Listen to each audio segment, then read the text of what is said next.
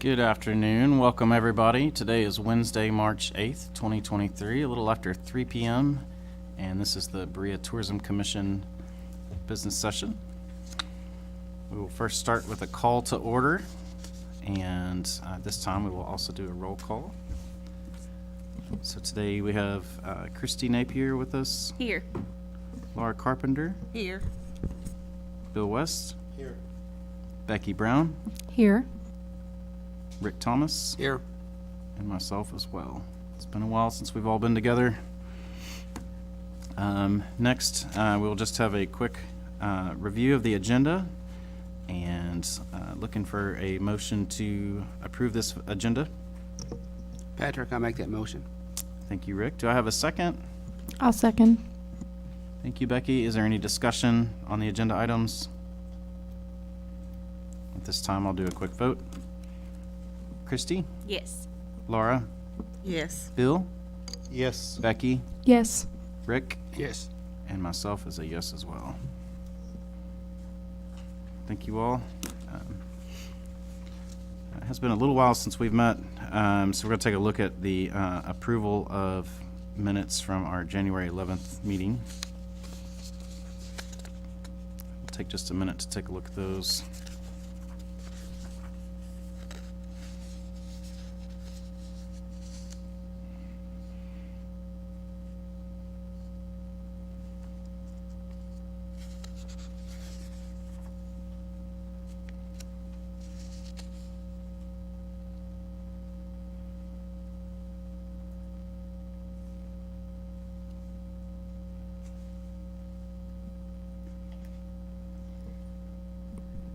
Patrick, my only comment is the date is on the minutes is Wednesday, January 11th of 22 instead of 23.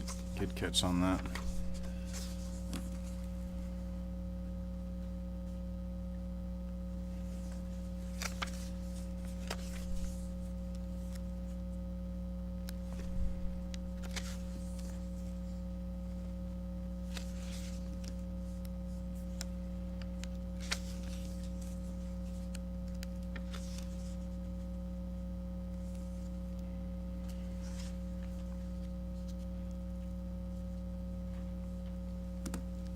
So if anybody wants to make a motion to amend the meeting minutes from January 11th, 2023 to reflect January 11th, 2023 and accept those minutes, we will take that motion. I'll make that motion. Thank you, Laura. Do I have a second? Second? Thank you, Christy. I'll take a quick roll call vote. Christy, Yes. Laura, Yes. Bill, Yes. Becky, Yes. Rick, Yes. and myself is a yes as well. All right, at this time, we will open this up to any public comments. Looks like we don't have anybody from the public joining us today. Next on our agenda, we did have a representative from the chamber, Bud Montgomery, who was supposed to be joining us today with the balloon glow presentation, but it looks like that we don't have anybody present here, so we will count that as a no-show. If for some reason he does show up, we will move him down to the bottom of the agenda. So Ms. Angel, we will go ahead and move on to the director's report.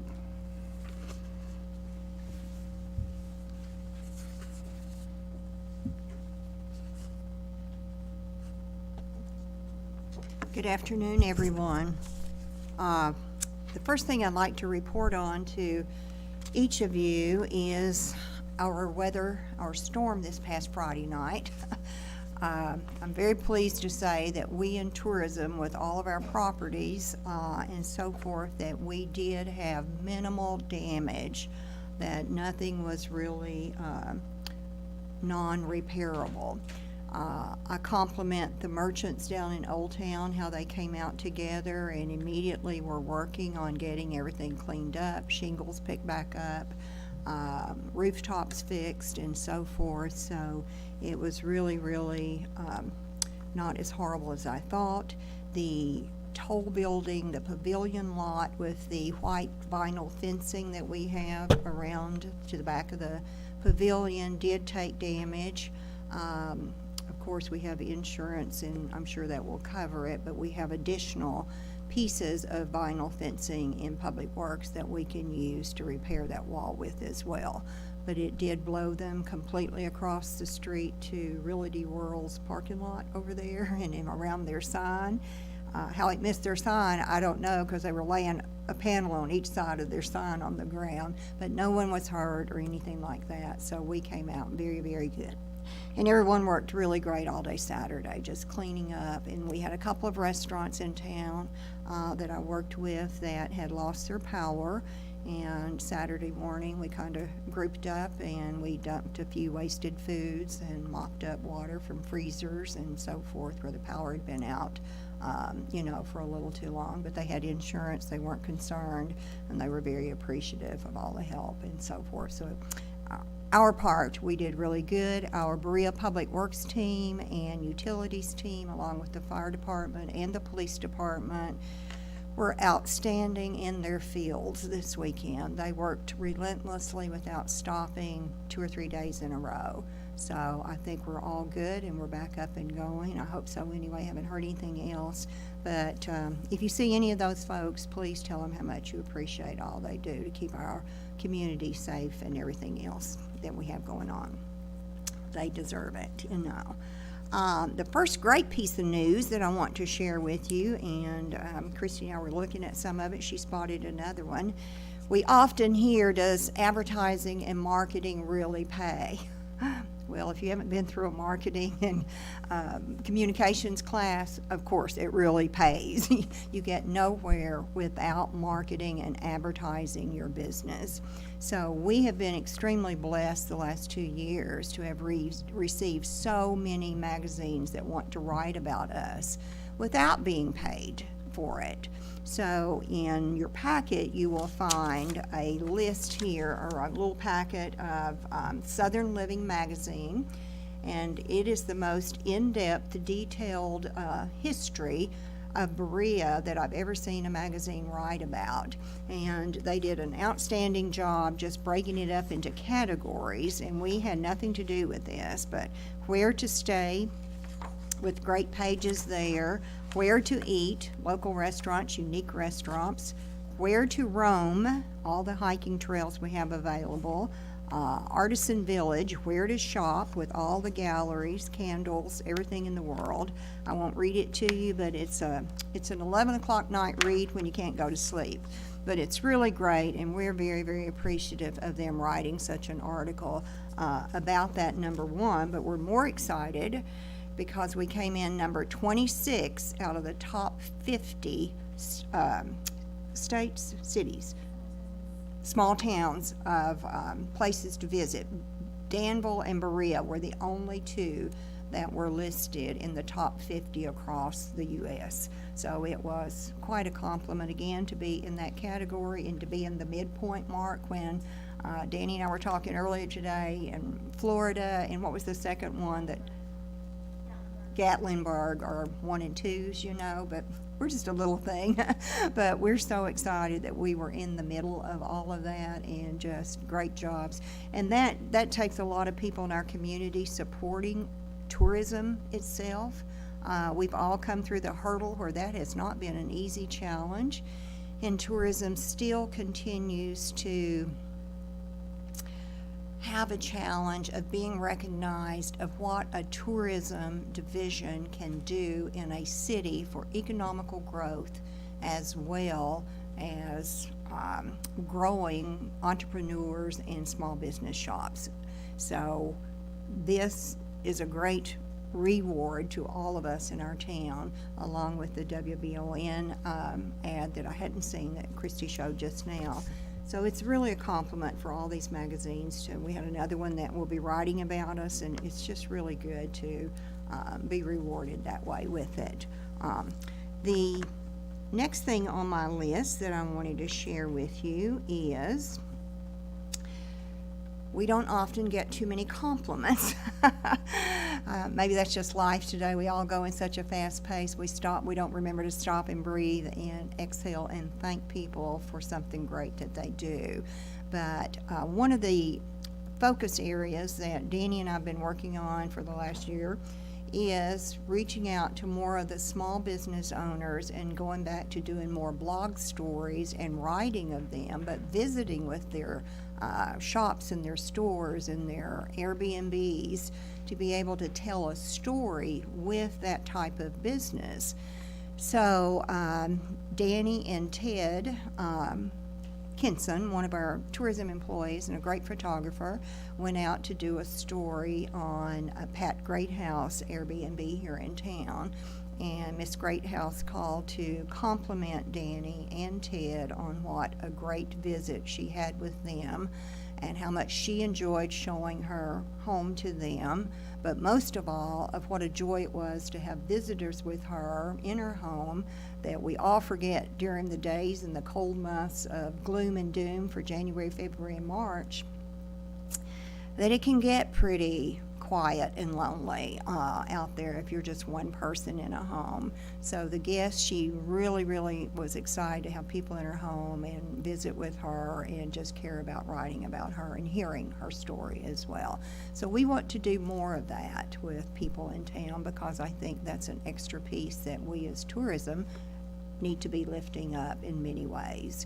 And Sam Dykes, whom is one of our interns at City Hall, is currently working on an Airbnb list for us so that we can get photos and we can come up with a new brochure that highlights all of the Airbnbs and B&Bs that we have in our city as well. With all the changes that we're going through, we may see lots more of wants for that service, and we just want to be prepared to have more literature to give them of what's available, where they are, contact information, and so forth to pass along to that piece. So someone had asked us in the last meeting if we could find some numbers that kind of backed up our trolley that we had years ago.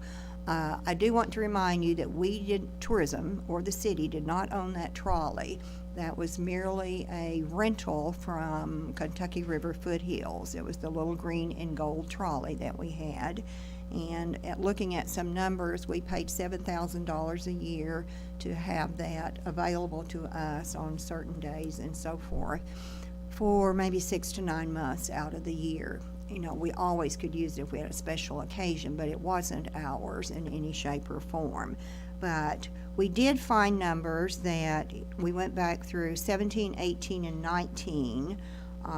In 2019, the bus ran Saturdays only, and we had a total of 955 passengers. And you have this sheet in your packet as well if you want to follow along. It's just for you to have for information as well. In 2018, we had 1,258 passengers on the trolley that Saturday, and also in 2017, we had 1,387. So we did see a decline during that time, but again, the times were kind of slowing down and things were changing as things progressed that way into different leadership and other things in our city, and the Kentucky Artisan Center as well.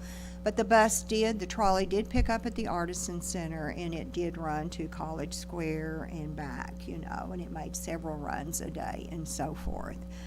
In your packet, you will find, in the very back of mine, I'm not sure where yours is, I don't want to do too much on trolleys again, but I am trying. Sam, again, our intern, is watching every day for trolleys, buses that are available throughout the U.S. for us. So he's printing off information and calling to get stats on them when he finds something.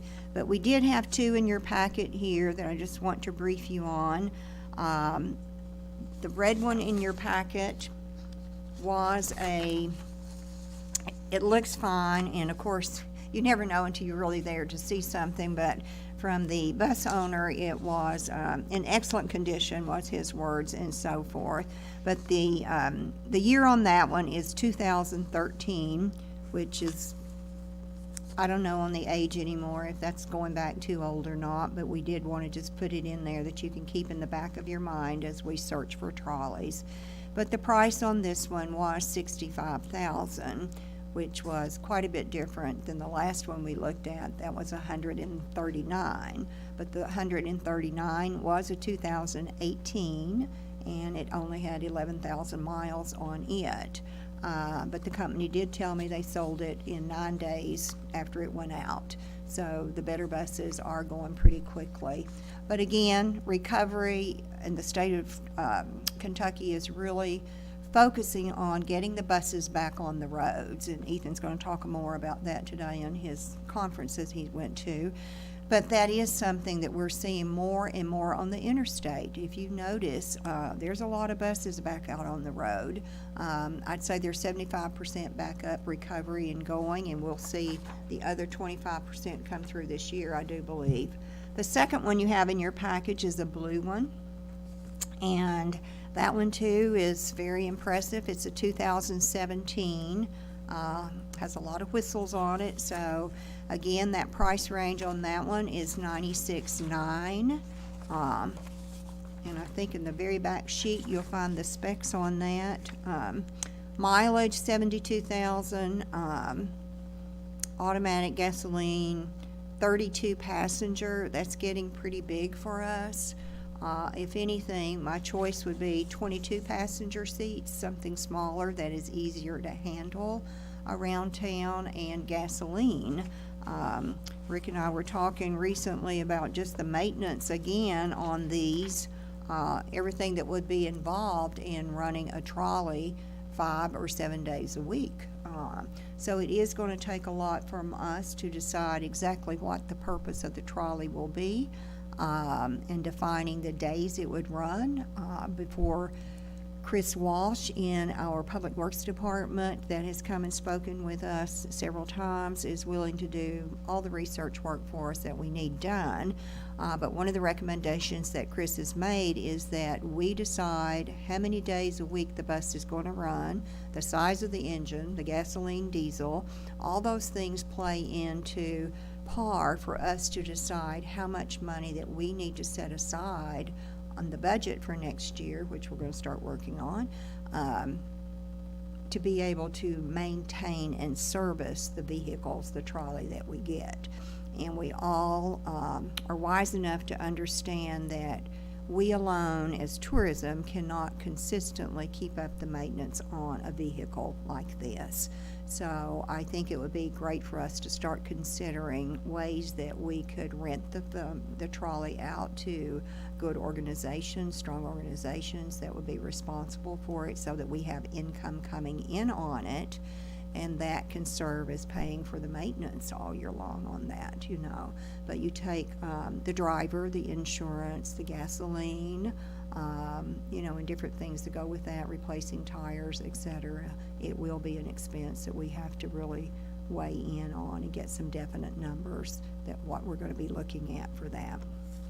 So it's just keeping you in mind as we find things, so we're going to pass them on to you as we go along. The farmers market, I was pleased to be asked to present to them at their annual board meeting last month. I think the farmers market has done extremely well in our city. I'm so pleased to see the additional farmers that are coming more and more from Berea in smaller little areas. They draw a great crowd even in the winter months. And they have been, as you know, we let them use the Mitchell Toll building, the porch, the inside areas. So they have drawn a really great crowd all winter, as we've had a very mild winter. So they're doing extremely well, and they're so very appreciative of having a place where they can have their Saturday markets. And I'm pleased to say that while I visited, you know, on several different occasions, it's good that I see more and more Berea people, local people that are buying larger quantities there.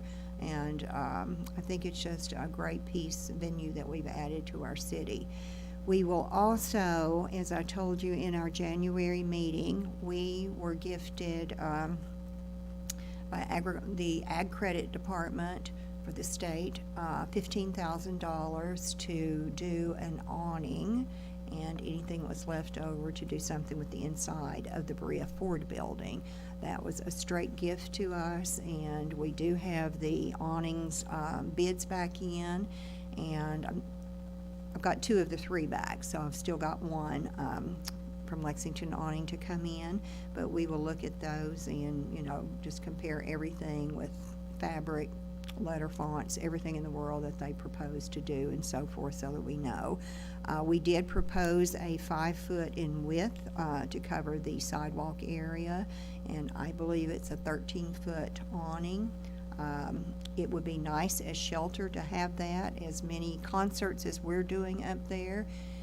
Should it rain, you have a place to sneak under if you're out in the middle of the parking lot or whatever, but an entranceway into the building also is important to have when we have other people that are renting the pavilion itself, you know, we have public restrooms in there, so we need to make that as accommodating for others that rent the facility as well as us when we're there with that.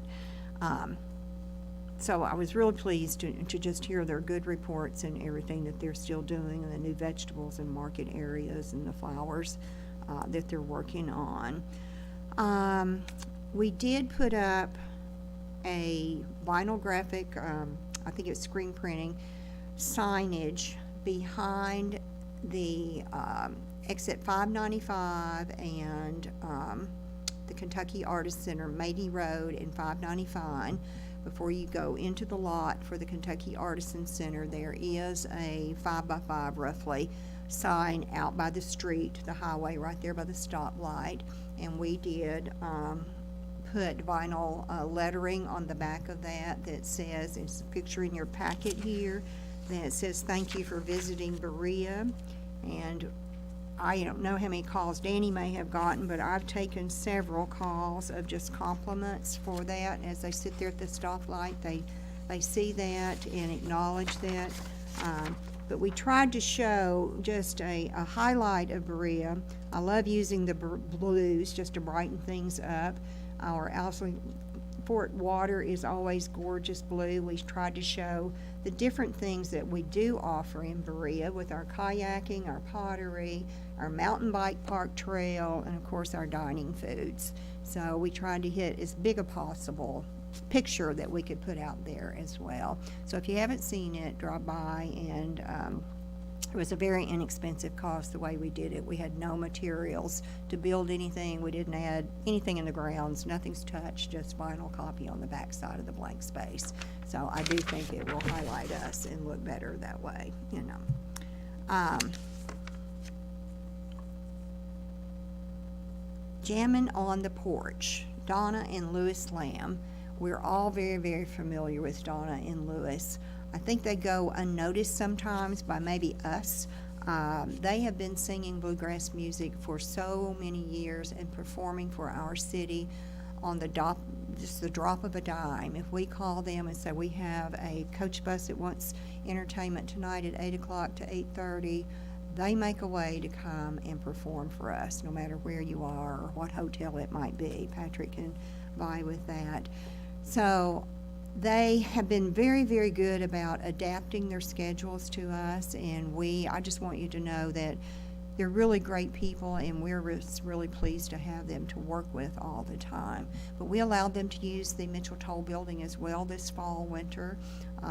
The Folk Center is staying jam-packed with all the events that are going on in town, so there's a lot of times that the Folk Center isn't available to them, and in the winter, they're not going to have the groups outside, you know, with their equipment and rain and cold. So they just wanted to express how very much they appreciate tourism letting them use the Toll building. So we appreciate them, but they were very kind to thank us for that, you know. So I just wanted to share those good words with them. updated flooring at the old hotel that we have. The flooring on there, we spoke a little bit about it the last meeting, but the outside entrance to that building was, I can't tell you how many years old it must have been. But it was an absolute eyesore to look at. So we did have a little money that was under our building and grounds that I chose to use that to fix that flooring entrance out there to go into both the florist and the jewelry shop there. And it looks smashingly beautiful. So we're really glad that we could get that updated for them as well. And when we start working on our budgets in April, when we meet there to talk about this again, we do have to be thinking about what we want to do with the hotel itself. I had budgeted the last 2 years $10,000 in there to paint the hotel building. In today's times, that doesn't come close to painting that giant building, and it is a big building. You know, scaffolding would have to be put into place, and more equipment, more paint, and things like that. So I really would like us to repaint that building, and we have 2 ladies that want to do a mural on the side of the building, a Broadway side, which I think would enhance that area greatly down there. So that's something that I am going to work on getting bids and put in our budget that we can discuss. And also, I think we have window damage that we need to look at, repairing the 2 front windows. I think there's rain that can seep between the windows going down on the floor and out. So we do have properties, and they do have to be maintained by us. Right Place Media. We did meet with them, our representatives, a few weeks back, and had a great summary of where we've come from and what we've placed ads on, and the cost and the monies we spent year to date on the marketing plan. So we're about 50% in on what on the last GO report that I sent out to you. So we're always going to be behind on those reports, so, but anyway, we're right on target on spending what we said we would spend on our marketing and advertising budget with Right Place Media, and they will be presenting to us next month in April as well, and give a year-to-date update and a closeout for the last quarter of the year, our fiscal year that we will be closing out with. So to tell us the type of ads they'll be running and what they'll be doing for us as we close out the year. The farmers market, we talked about the ag credit sign there. The electronic sign, the reader message board, I still think that is an awesome idea, and everybody in town really, I think it can benefit. And the citizens, the residents, the small business owners, the industry, there's so much that the electronic reader board can support everyone in our town with special events that they have going on. And I'm not sure if I put that one in your packet or not, but Danny did a drawing that we submitted as well. And I think we briefed on this last time, but I just want to refresh you on it again. By our sign ordinance, we are only allowed 12 square foot of electronic reader sign. So what we were looking at is a 3 by 10, 3 foot high, 10 foot long, that would be mounted on the pavilion itself back off the street so that it could be seen and read from Chestnut Street stoplights up there. So we exceed that with 30 square foot versus 12 square foot. So in working with Mr. West here and our codes department, we have filed an application to go for a variance and to request permission to install a 30 square foot sign instead of a 12 square foot sign. And that meeting will be held on March 22nd in the Adjustments Board meeting here at City Hall at 6 o'clock. Any of you are welcome to come, but it's not mandatory. Mr. West will be presenting to the Adjustments Board and making the ask for us. Any questions on that? And we have budgeted that. That is in a line item on the budget. You know, we did that last year, so that's money's already set aside and reserved for that as well. Brochures and maps. My goodness, everybody wants brochures and everybody wants maps made. So it is keeping us hopping on designing inexpensive maps and inexpensive brochures that we can do for multiple people in our community to help them with different things. That took us back to what Sam is working on with a brochure for the Airbnbs and so forth, and that piece, and the hotels. As we all plan these festivals, we have to remember that some people do travel from out of state, and they're always calling, where can we stay, whom would you recommend, blah, blah, blah. So we've never had really anything to send out for the Airbnbs. So I think this will be a nice touch that we plan to get out before the July festivals, August, September roll in on us. So we hope that will help, and we'll make sure that everybody in town gets a small stack of those as well. We also, Liz and I and Danny will be working with creating a new map for our African American heritage and culture that we have right here in our own city. It is amazing what great history we have. And we had found a really old map. I don't even know how old it might be. I'm going to say 20 plus years old. And we kept one because people discovered we had it. I think it was Berea Community School discovered we had one, and we did give them one, so we do have one copy left, but we do want to work on creating a new updated map for that as well, so that we can have that available in our tourism office to give out for people that request that as well. We also want to work on, we have a lot of historical houses here in Berea, historical sites, and so forth. But we have nothing to really promote and work with that as well. So that's another project that we want to get a brochure made up on as well. With Ethan and the motor coach buses, that's going to be a new tour piece that we're going to throw in for day trips, is to see the historical homes and flower gardens that we have here. If anyone watched the city council meeting last night, it was approved. We, as a city, received a gift of a preserve here in town, and that is a beautiful, I think, I've been out to see it as well a couple of times, but it is really a nice preserve that is set up and is to be retained that way. There is a house on the grounds that could be used for a small tour office or small library about the woman owner that had it, and just history pieces of that.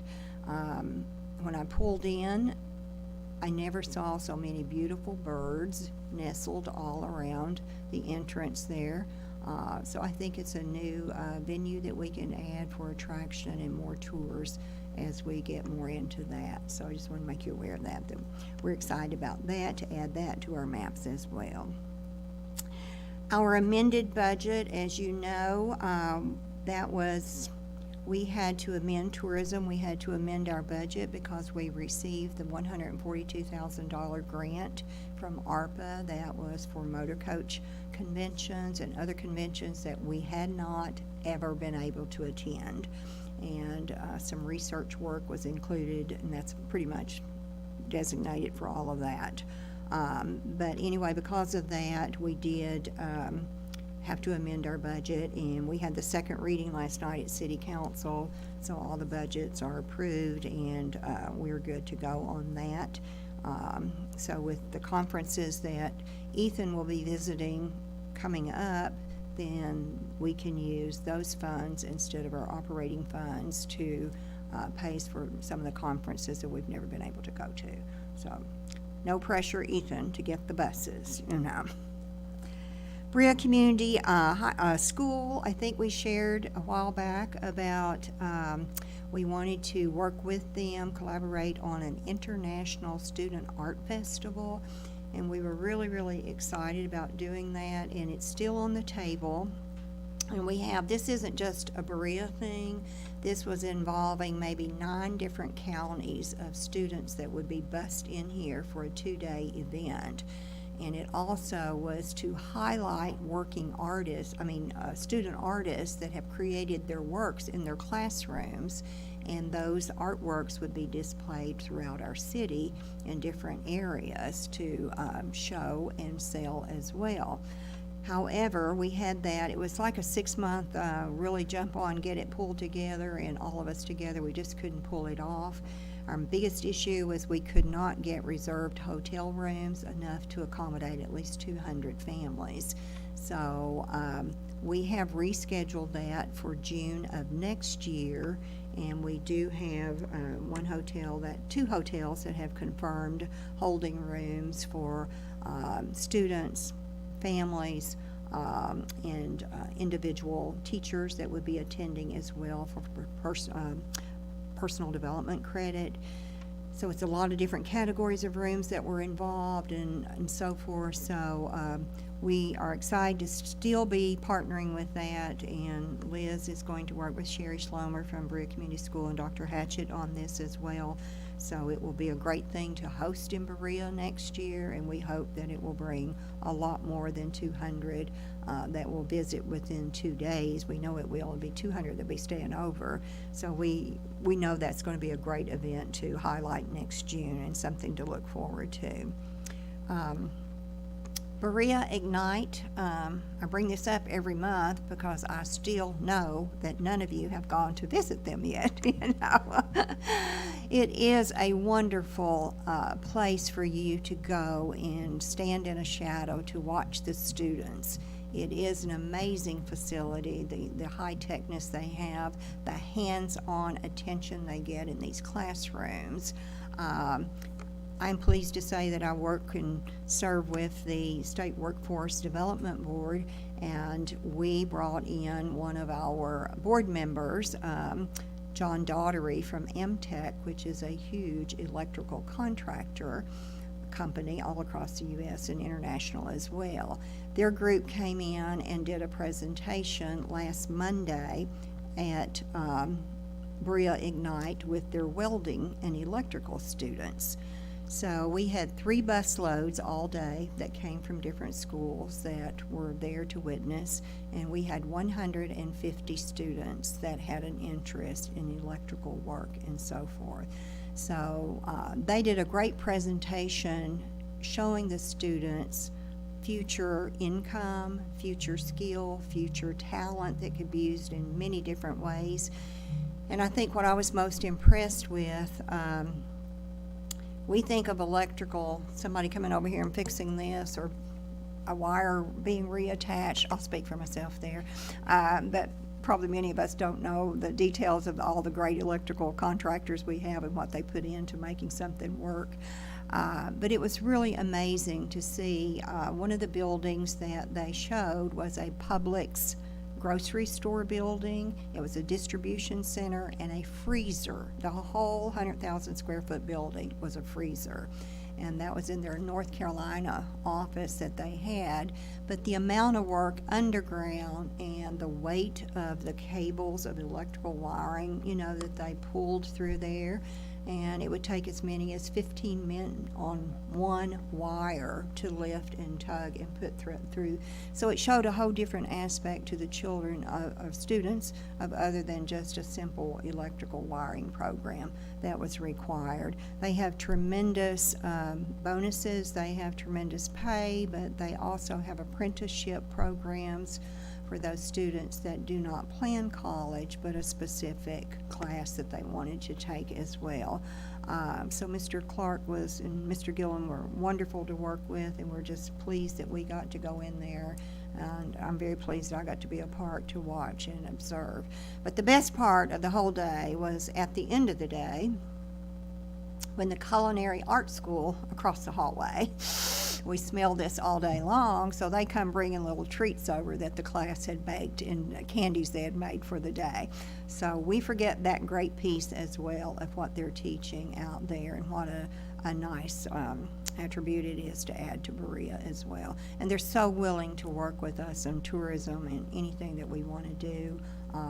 And we do hope to get more of our industry involved with them on placing students there that will be long-term employment for them, and college paid for them at the same time as well. So it has a great future in Berea. So I do encourage you, if we could ever get together, I would love to host you and take you through the school and let you see what a wonderful place it is. Music concerts. We did, maybe in January or maybe December, we did a vote that we had $4,000 left in our reimbursable marketing grant funds that we have out there to give to the community and share. We had not used those, and we're facing going into a really early spring. So we will be using those funds to host May and June concerts. It will be cooler weather, nicer weather at the pavilion there.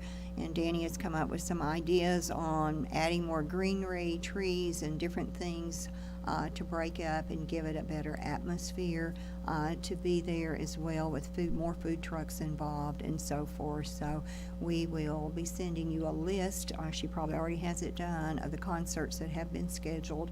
We are going to skip the hottest month, August, July, and August.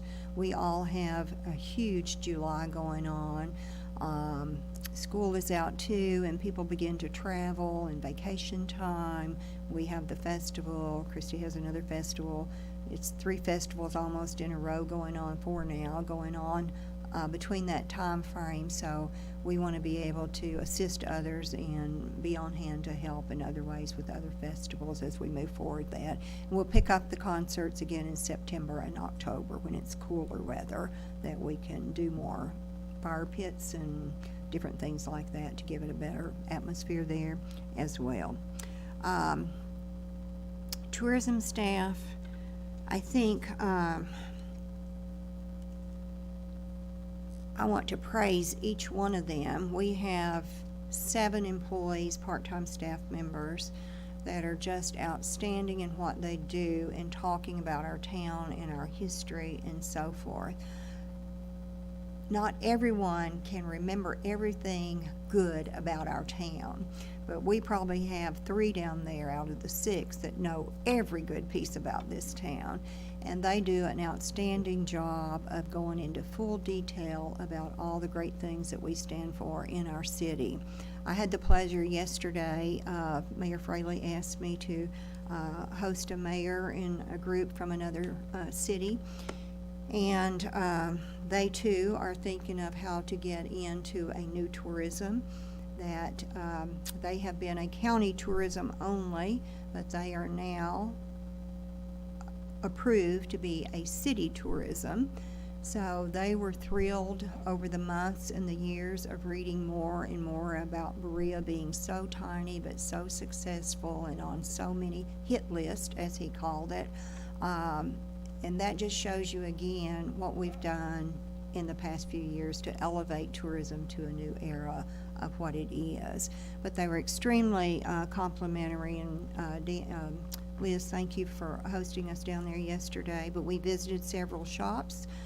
They were terrific. The mayor bought goods from the shops. The city manager did the same thing. They didn't have to do that, but they were so intrigued, and a million questions to the merchants down there about how they did it, the schools, their 1, 2, 3 gallery that we had at that time, of what an exciting program that must have been. And they just had a lot of great ideas. They took tons of photographs because they too have a very old historical train station that they probably will move a tourism staff into that. They have hired a 1.5 body tourism, so they're excited about what they can do and what they can copy to keep from reinventing the wheel, which works for everyone in America today. So we wish them the best, but it was really great, and everybody pitched in and just did a great show of all of that. The second thing I want to really recognize and thank the tourism staff for stepping up to bat is the mayor asked us to take on, the city to take on the Berea Craft Festival this year. 5 of us had trained the last 2 years with the consultant that had the craft festival. So it was an eye-opener and a learning experience. So it has been a lot on our plate as well as working tourism.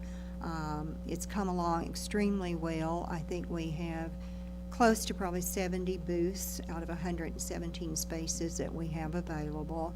So we're only at the end or the middle of March on all of that. So I think it will come through just fine with no hindrances on doing that, filling the 117.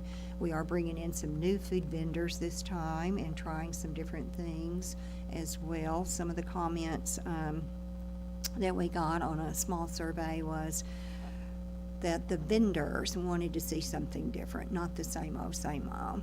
So some of it is same old, but there are ways that we can alter and change and bring in new music and bring in new vendors and bring in more new artists. We are loaded with new artist applications that we've taken.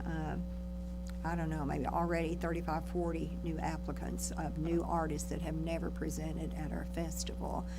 And we have had equally as many that have applied that did not realize, and that's why I want to express this today, a lot of people do not realize that the Berea Craft Festival is a festival of quality craft makers. These people have been doing this for many, many years, but it's a talent and a skill with a product that is not an inexpensive product. And when these vendors travel, we probably have 12 states that they're coming from already. They expect quality people that are seeking their sculptures, their jewelry making, their pottery. There's so many more different styles of pottery than you could ever imagine. Same thing with jewelry making. You know, there's so many different classes of jewelry that it's unreal. But everyone has been super complimentary and they're excited to come back. So we're just really moving along with it, and we're very pleased with how we stand on it. And I think we had about 20 needs to operate that totally with, and after speaking with Liz yesterday, we filled the last 2 openings that I had. So we are fully staffed to pull it off, you know, in July as well. And just a giant thank you to all of them. They did not have to choose to do this because it is a city employee project that was taken on, but I'm very thankful and appreciative of their great talents that will work and help us with that. Just a reminder on the budget that we will, I'll send you a confirmation date on that, whatever date I sent for April. But again, I will prepare the preliminary budget for that. We will have as much time as we need that night to go through each line item and discuss openly, adjust whatever we might need to do at the work session for that. So there were a lot of steps once we get that done. Then coming back in May at our next board meeting, then we would approve that ourselves to be added into the city's operating general fund budget. Because we are a fund account, it would be added into that packet. But we do approve our budget, and your input is necessary and welcome, but not mandatory if you cannot make the work session that night. But you're welcome, because everybody's got different thoughts and ideas, and all together we come up with a good thing. So,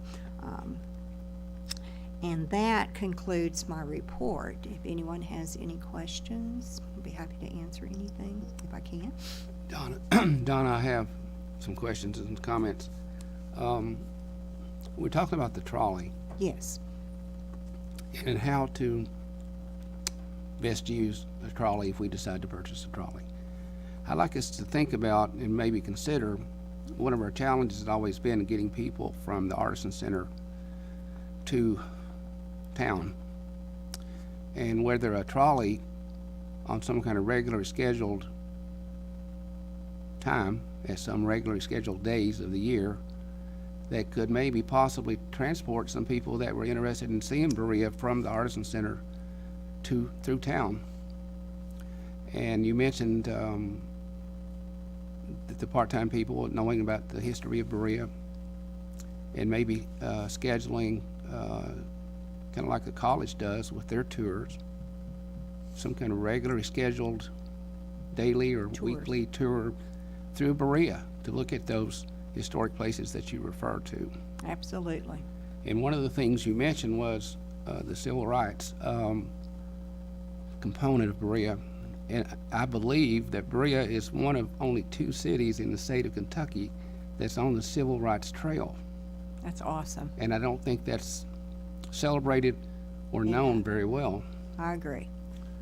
The other thing I'll say about the trolley is, I think when we're looking at it, we need to specify we need air conditioning and heat in that trolley. And in my mind, it would be disqualifying if the trolley did not have those, both air, AC and heat. I have asked that several times because I don't put that in their literature, if you notice, but I was told by buses, one of them, that that's always there. Heat and air in this style of buses is always there, unless you do open window trains or trolley train type things, that the air is always in the rear of the bus and that the heat is always built into the flooring pieces of that. So, but that's always, PA systems, bells and whistles, you know, those are things too that we've been asking more about, but we need to ask all the questions that we want in there. You know, when you're starting to look at paying a huge price on that, you know, we want it to be a great tour piece to add to the city, for everyone's use, because it's taxpayers' money that's buying it. So we want it to be all the stops on it that really accommodates you. If you're riding through it, through town, and you have Ethan telling a story about this street or this history over here, then a PA system and the comfort level, cushions, not wooden benches, you know, are much required, I think, you know, to really have a nice bus to stroll through and do things with. So, but those are good questions and good things to think about, Rick. And the last thing I'll say is, I think we're scheduled to April 19th is that work session for the budget. I think we need to keep in mind, you mentioned the Berea Hotel and maintenance and upkeep on the properties that we operate. And we're talking about toll building. What is our long-term strategic plan on how to use these buildings? And I know that the Berea Hotel is not in great shape. And the train depot is, the AC in there is getting pretty aged. And I just think that when we're talking about the budget, we need to not only look at this year's budget, but how we possibly are going to be using these buildings in the future, and how we, as we know from the toll building renovation plans, everything gets more expensive each year. Right. And anticipate some of those challenges that are coming up. I know we've briefly talked about in the past, the portico in the back of the train depot has got a large crack in it. We know that it is a building that lets a lot of cold air in during the wintertime, and it's hard to keep heated. It is.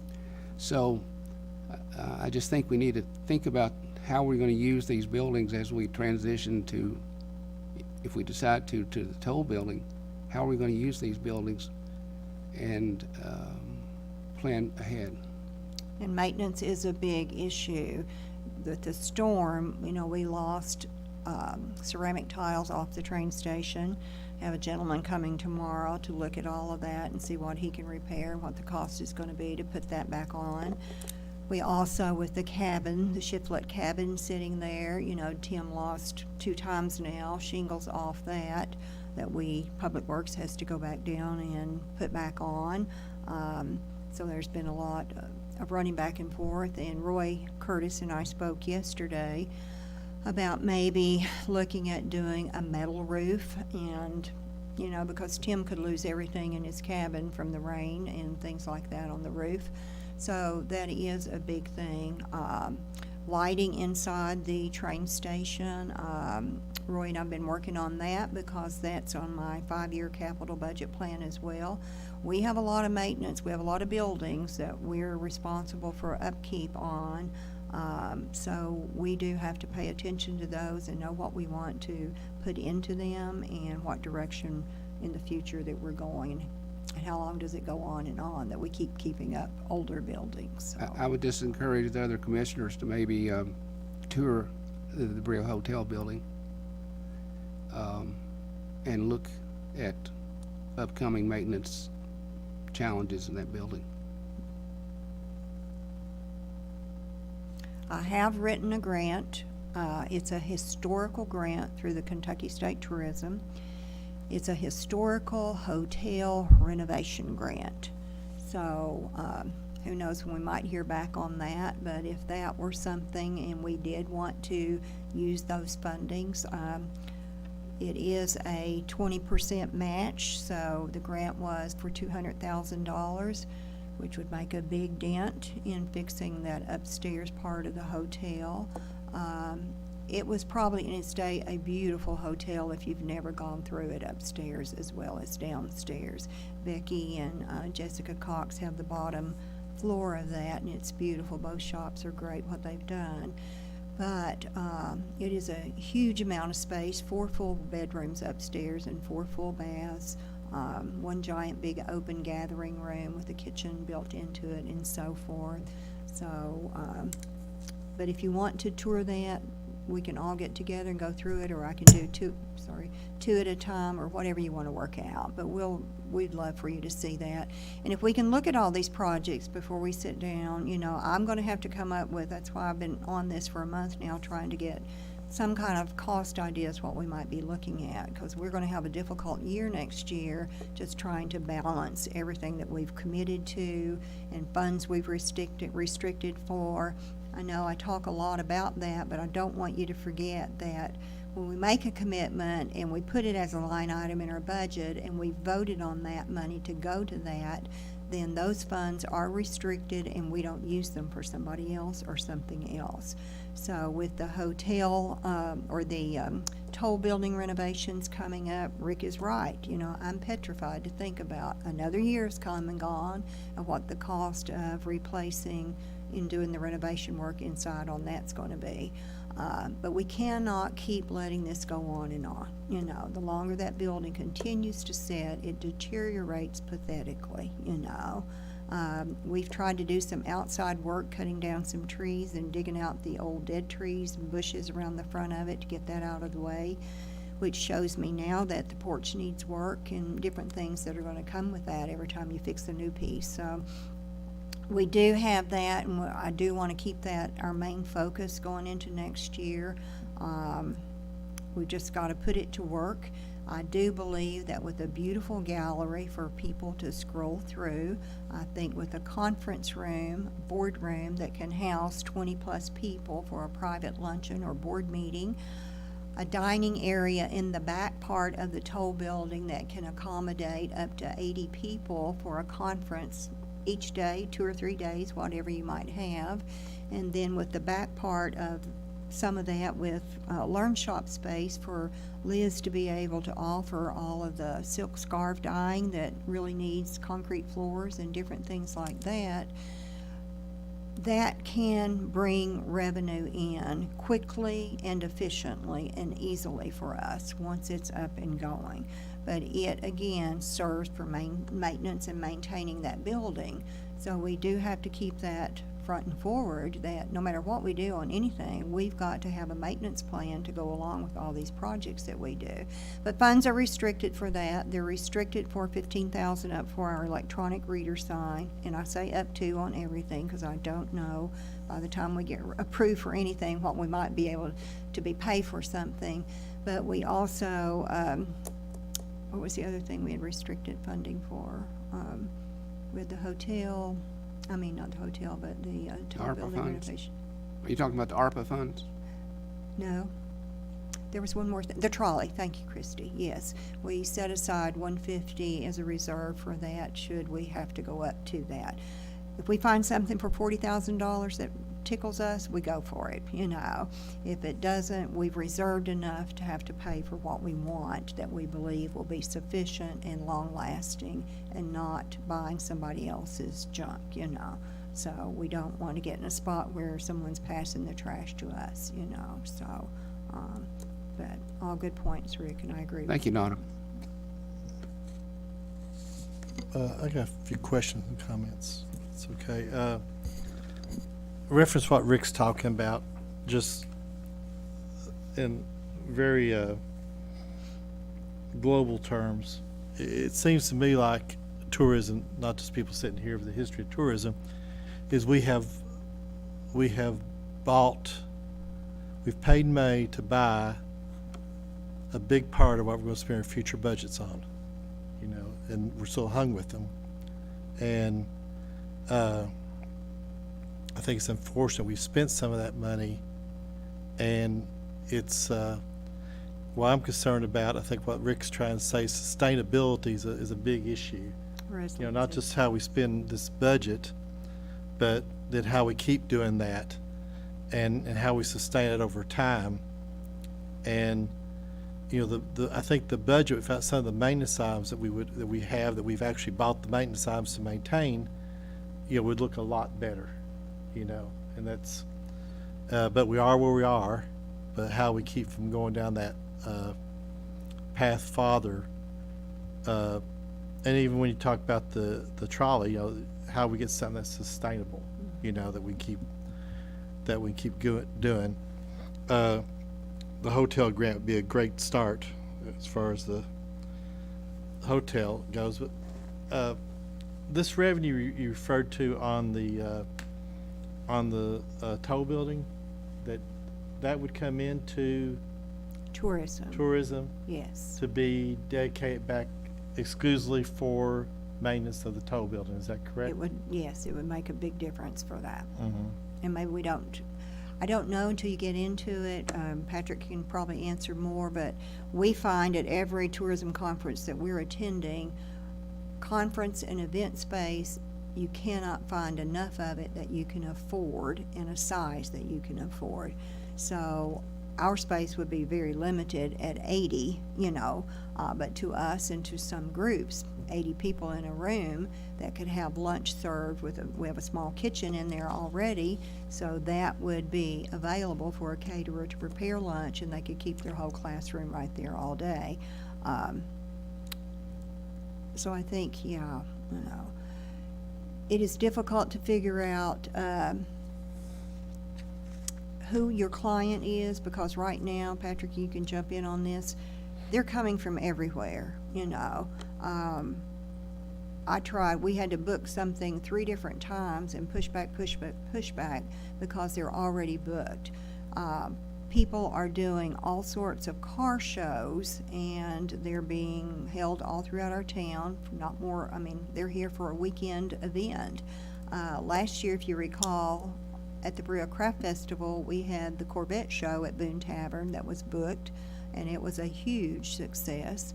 So we're stumbling into more and more different varieties of people. We've got Lexington, Kentucky Bright classes that want a 2-day event here. We've got Leadership Madison County would like a 48-hour retreat place to perform. We've got cities and counties that our city manager's working with a group now to bring here, a small group of 25 that want to do their retreat or their conference day here in Berea.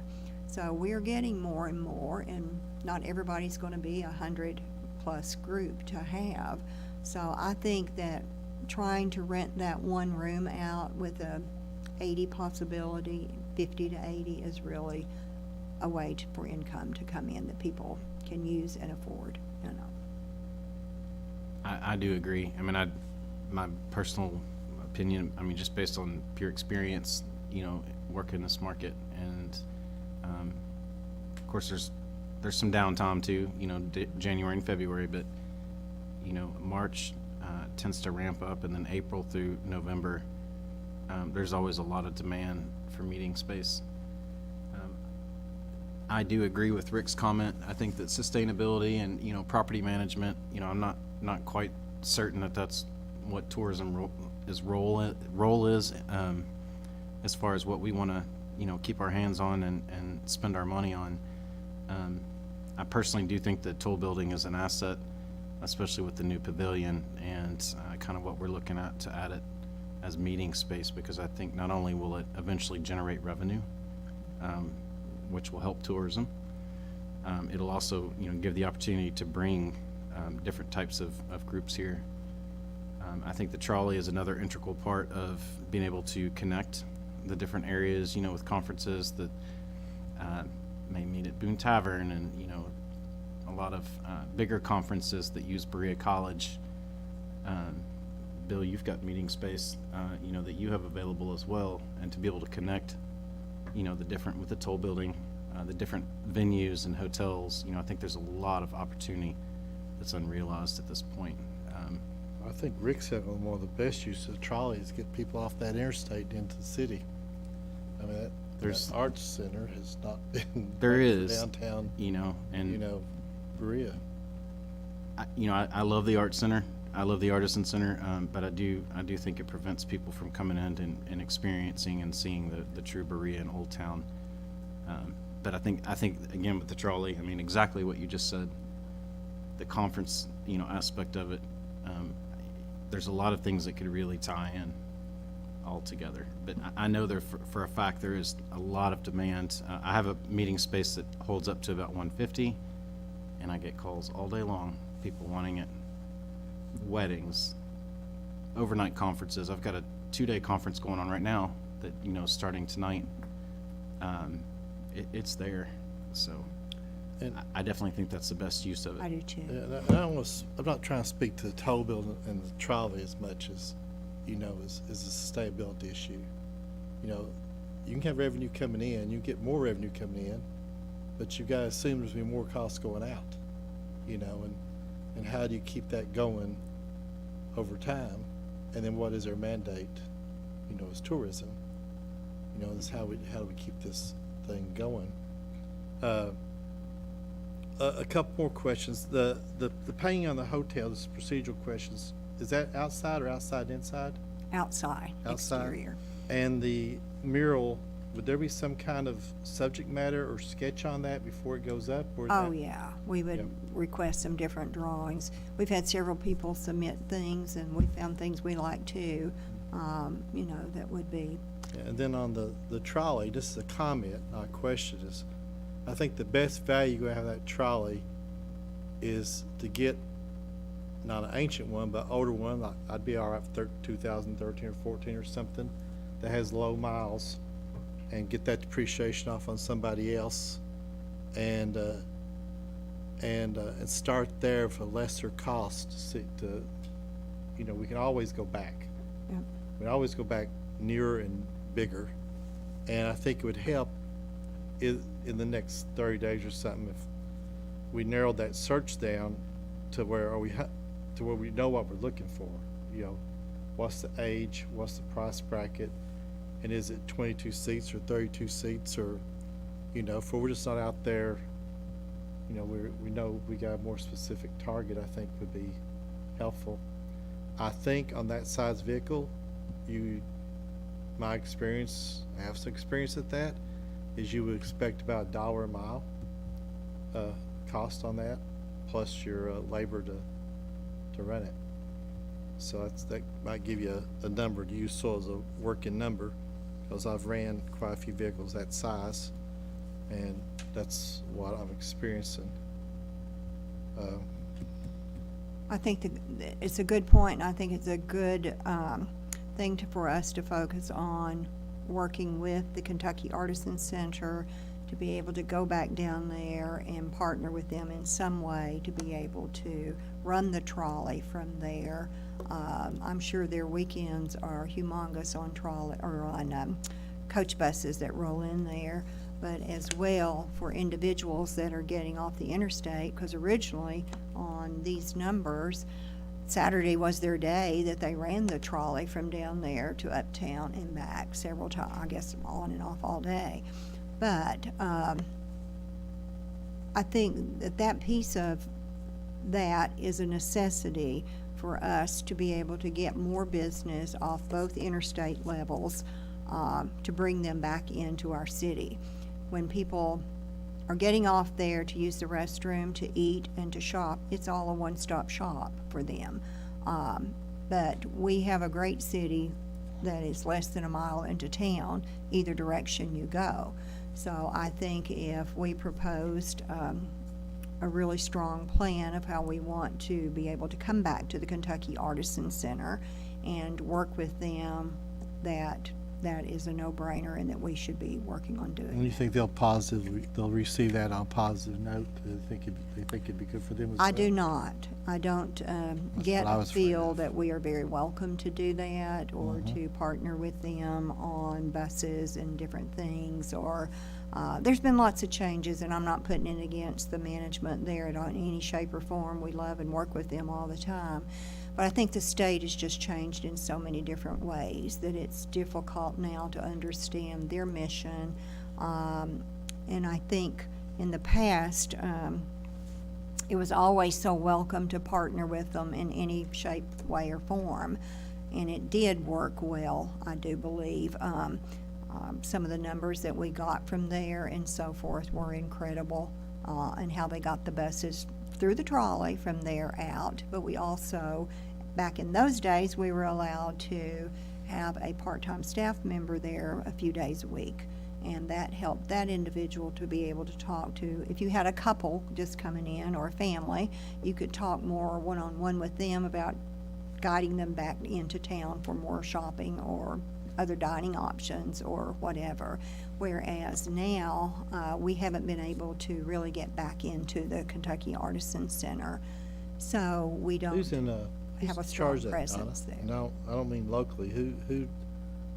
What division or something, does that work itself That's up to under the state Kentucky Heritage Council, State Kentucky Heritage Council. Arts and Heritage, yep. So, but I think we just need to make our ask, and certainly if we have a trolley, that's a big advantage to them as well, you know, to have more and more people want to stop there and then hop the trolley and go through town or go somewhere else to shop or something like that as well. Do we own land that we could do our own little trolley stop? Trolley stop, well, you know, Old Town is a designated bus stop down there. I'm talking about near the Artisan Center. Do Oh, we? no. We don't. Brea College owns that. Mm-hmm. Is there not grants for trolleys?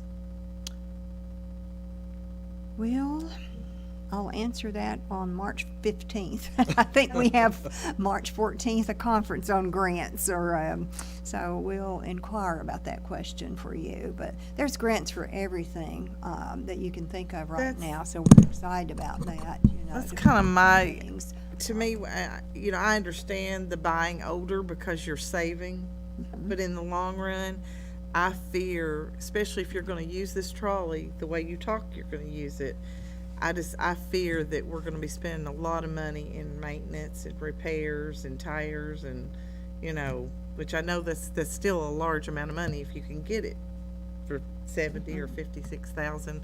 But I'd like to see if we could buy better, and you know, because I think if you can buy the new, it's going to give us much more longevity on it than, because here once again you spend all this time trying to figure out which one to buy, and you've got it, and then we got to go up and buy another. I don't know.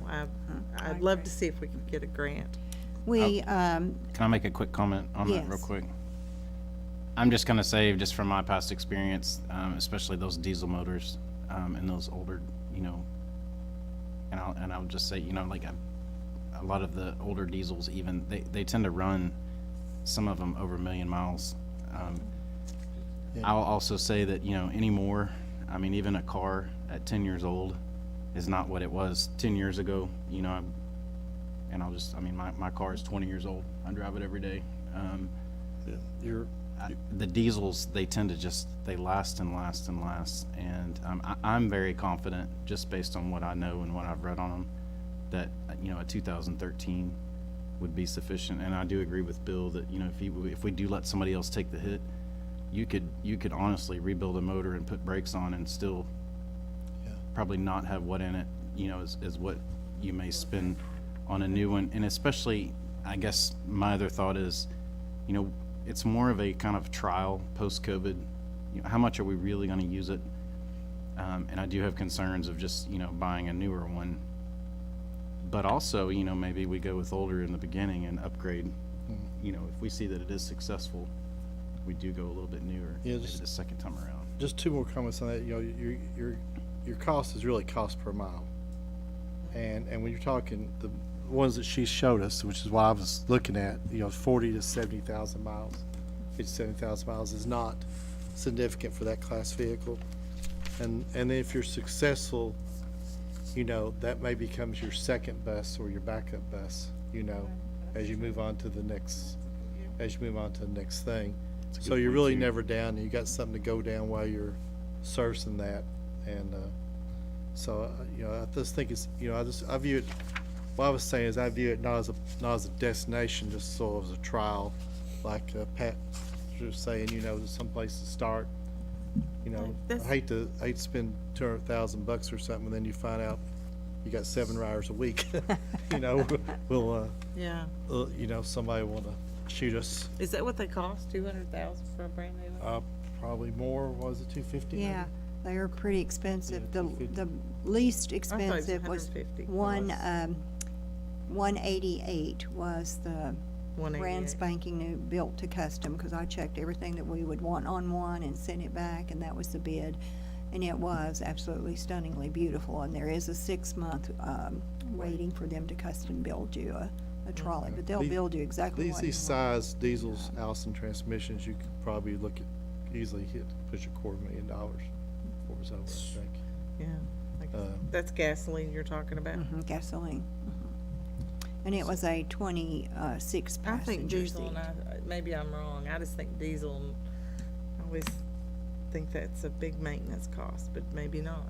They tend to outlast gas motors in general. I mean, the longest, Is the it a lot old cheaper? Mercedes diesel is actually More the expensive. longest, A lot like, more expensive. running, like, first 1 million mile car. You know, the diesel was a diesel motor, so they just they do cost a little bit more fuel wise, but I think that you get, you know, more miles to the gallon out of them. The other question I had is, like, when you all are looking at these, you said that one was gone, like you called and it's gone. So if you do find one, do you all have the authority already to go ahead and? We have to, everyone is requiring a 10% deposit to hold it, for you to fly in to look at it. It is refundable if you purchase it, otherwise it is not refundable. So we've got to think about that too. So just we're fly and trying look to at it, take a request as chance much is what info I as do. possible to look at it before we get into it. But just about every one of the bus companies want that, you know. And they'll only hold 7 days for you to get there, you know, to view it, you know. Explain the financing of the Berea Crafts Fair. Where's that money come from?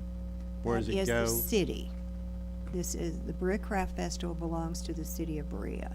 So they used to pay for putting it on, and now They still do. Now No, tourism does not. The but we're city, gonna do the work for it. our employees and our do the work. city employees will be doing the festival. We as a city, and we are city employees as tourism, have taken on the festival at the mayor's request.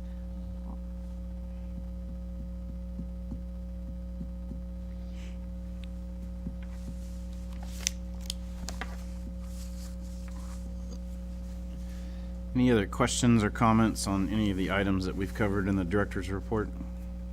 I've got one. Is that going to be a possibility in the future to have someone out at the Artisan Center, such as like you all did in the past?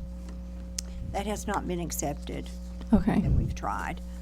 All we can do now is try to ask again in a while, you know. But no, that wasn't well received, so. Okay. I was just curious. What's the reason? Why are they saying the reason is, Donna? Well, in the past, it was COVID-based, you know, and so forth. So I think a lot of changes, again, I keep going back to the changes of leadership at the state capitol level for tourism. And everybody's got a different view how they, you got to remember that's a state-run function, business there. It's not anything else that we have control over, anything like that. So they can run and operate their business any way they want to. But we really haven't been given, in the last 6 months, a reason why we couldn't come back, you know, but I just haven't asked again either, you know. So, but there is a new Secretary of State for the Heritage Arts Council group, and, you know, we can just make an ask, you know, especially if we have the concept and the idea of selling the trolley idea with that, you know. I think that I would welcome it if I were in that position, just as more traffic into my facility and highlighting, you know, everything they've got there in their artist work and so forth. So, but again, everyone has a different feel and a different perspective on that, you know, sharing their space with someone else, you know. Donna, I assume they put it in Berea for a reason. It seems to me that there's some synergy that could be helpful to both entities. I don't doubt what you're saying is true, but I don't understand why you would put it in Berea and not cooperate with Berea. When they did put it in Berea, why did they say they put it in Berea? I mean, there had to be some kind of public statement around that. Interstate access, Berea being the folk arts and craft capital of Kentucky. There you go. And it is a, But the it same is a reason they put it beautiful here, they're not willing to facility, run a and they trolley out of it. highlight all sorts of, all across, the artists all across the state, so. Don, I think, you know, you've told us about all these people that contact you and want to see Berea as a, use Berea as a model to improve their tourism. I think Berea has a lot of interesting stories to tell. And I think there are a lot of groups that would be willing to come to Berea for small conferences, business meetings, that we could use that space in the toll building as a kind of modeled after the Center for Economic Development in Somerset, Yes. which is much bigger, but I know that they have caterers come in there and they charge the caterers a percentage of their The business. income to use the facility. So I think there's a model there that, on a smaller scale, that we could follow at the toll building, and maybe even in another building that we own, or maybe not own, but operate. We operate. I think that's great because in talking with 2 different conferences that we've been to in the past, that's exactly how their arenas or their convention space was dealt with. And the catering companies paid as much as 20 to 25%, you know, to the facility. So it's a win-win, I think, to do that, you know. And I do, Rick, I'll close with saying, because I know we need to move on so that you guys can get out of here. But I do think it is, we have a lot on our plate as tourism. We've really grown and elevated ourselves, as someone said to me the other day. So there, with much comes much, the old saying. So we have grown very quickly, and we've adapted as we've moved along with things and getting the right people in places and the promotions and the different types of work that we've tried to do in the community to pull the community together as well. But sustainability of the properties that we as tourism own, that is a serious thing that we have to do for planning year after year budgets. You know, we don't expect weather storms to rip off rooftops and things like that we have to pay for. So when I keep a little mere $10,000 set aside in the building and grounds fund, that doesn't go very far sometimes, you know. We're blessed right now that it will cover, you know, the roofing errors and storm damage that we have. But going forward, you know, the buildings are aging, and we do need to see a great vision on what right now we have nothing up above the hotel that we're renting out with income coming in at all. And I am asking us to think about repainting that building. It is probably, I don't even know how many years old it is that it hasn't been painted. It is a beautiful building. If you ever walk around and you look to the very top of that building with all of the copper, the intricate copper work is amazing, whoever did that. It's just really attractive. So it's sitting there not being utilized to its full capacity. But at the same time, the maintenance that it would cost to go in there and fix the top floor to where we didn't have the swags in the middle and other areas will be a costly renovation to redo that whole building. But I also think that painting outside and adding a mural updates Old Town. That's the only shopping district that we really have in Berea. You have College Square with, you know, shopping streets.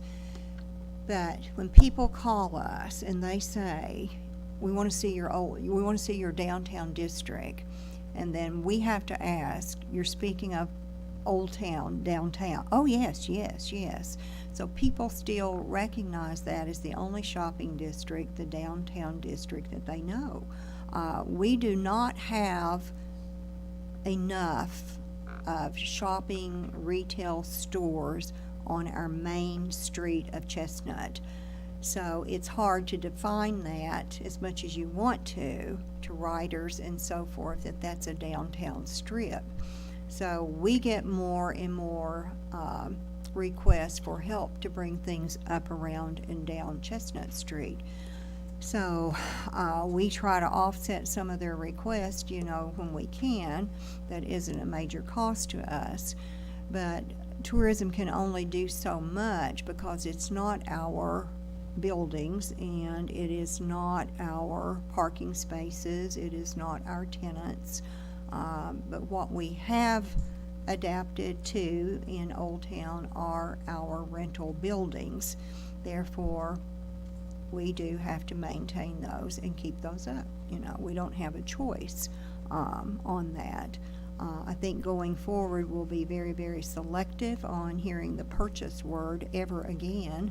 So, you know, what we've got is enough, but we need to maintain and keep it image-wise presentable to the tourists that travel from other states in here to shop and spend with us, you know. So thank you all for your input. It's well received, and I will work with the state on how we might get back into the Kentucky Artisan Center and see what we can do in that avenue as well. Spring is going to be here in a few weeks, so the buses are going to be roaring again, and we want to be prepared in Old Town for them, just as the Kentucky Artisan Center is prepared also. So, thank you. Don, I got one more question. Should we look at putting aside some money to hire an architect to look at what the cost of the hotel would be? You know, I mean, we keep talking about there's this cost. We don't know, we really probably don't know what the hotel's worth, what it would cost to fix it, what it would be worth after we fixed it. I mean, should we spend $10,000 or something, just make that number up to tie that down? I think we would have to have that sooner or later to make any decisions on anyway, so I would be fine with doing that as we prepare our budget, to put that in there, because we've got to have what we're looking at before we can really do anything with the building. No matter what kind of grant money you might get, you still got to know what it's going to be, because you can't start a project and not finish it. You know, we wouldn't want to do that. So yes, I think that's a good idea to add that into the budget. All right, thanks, everyone. Next up, we have our staff reports, and we're going to hear from Miss Nancy Conley with the Operation Managers Report.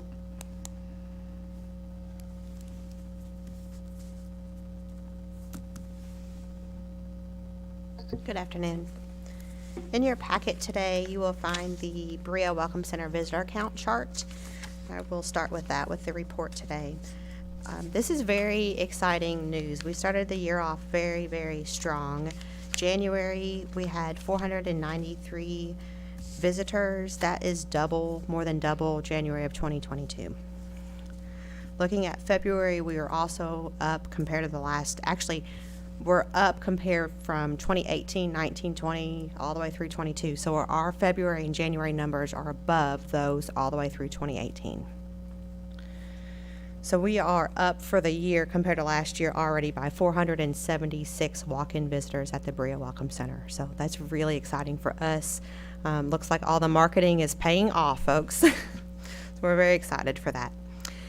When visitors come into our Welcome Center, we conduct intercept interviews, and so they don't really know that we're interviewing them and asking questions and, surveying them.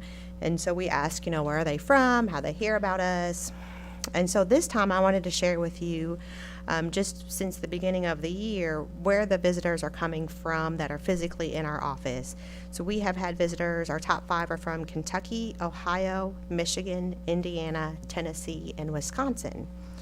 In the past, I've shared with you where our visitor guide leads have come from, and we've always looked at kind of the top 10 states for where people are requesting information to us from. And when we compare that to the actual visitors in our office, we see that Tennessee is showing up as visitors actually coming and being in our office, where that hasn't showed up in our top 10 from those Kentucky visitor guide leads. So that's kind of an interesting piece.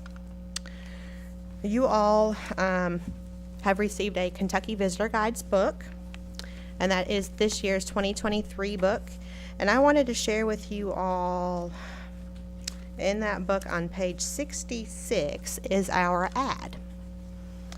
Last year, by having an ad in this magazine, and so these are paid ads in the magazine, by having an ad in this official visitor's guide last year, we received over 1,800 leads from the state of Kentucky. This year, so far, we have received 206 leads, which is pretty much on target for where we were last year. How you receive the leads is if you have an ad in this magazine, you are included in the card, which is found around page 32 in your book. So you have to have an ad to be included on this card. And people can check mark all the different cities and places that they want more information on that card and submit that. And that's how we get our leads. So last year, like I said, we had over 1,800 leads that came in from that. And this year, we're just a little over 200 so far. Looking at January and February only, we're just a little over 200. So I wanted to share that with you all for those people that might be watching, or if you have friends or folks that might, or colleagues that might want some. We have quite a few of these, so we've got a supply at the Berea Welcome Center, and the visitor guides are free of charge, so folks can stop by and pick those up at any time. In January, Liz had worked with organizing a school group, Bethlehem Catholic School Group, and 26 people came and visited the train station that day. Myself and our team was able to provide them with a tour of the station, provide information on the historic station, and kind of what our jobs are at tourism. That group of folks participated in an etiquette luncheon at Boone Tavern, and also took a candle making class at So Yum Candles. Continuing on with some school groups that we might have visit, or that we have planned to visit tomorrow, we will have roughly 60 pre-K through elementary students visit the Welcome Center tomorrow, and it's Kingdom Kids. So they will come in and visit. They will plan to buy a train ticket. They will pretend to buy a train ticket, and they can take a trip anywhere that they want to go. And so we'll walk them through the train station, show them from the ticket windows to what the station master used to do during that time. They'll load their luggage onto the pretend train, and we will go on our journey and learn all about the train station and how it used to operate. Sunshine Friends is another local school group, and they will be coming and planning their trip to attend and do kind of the field trip to the train station in April.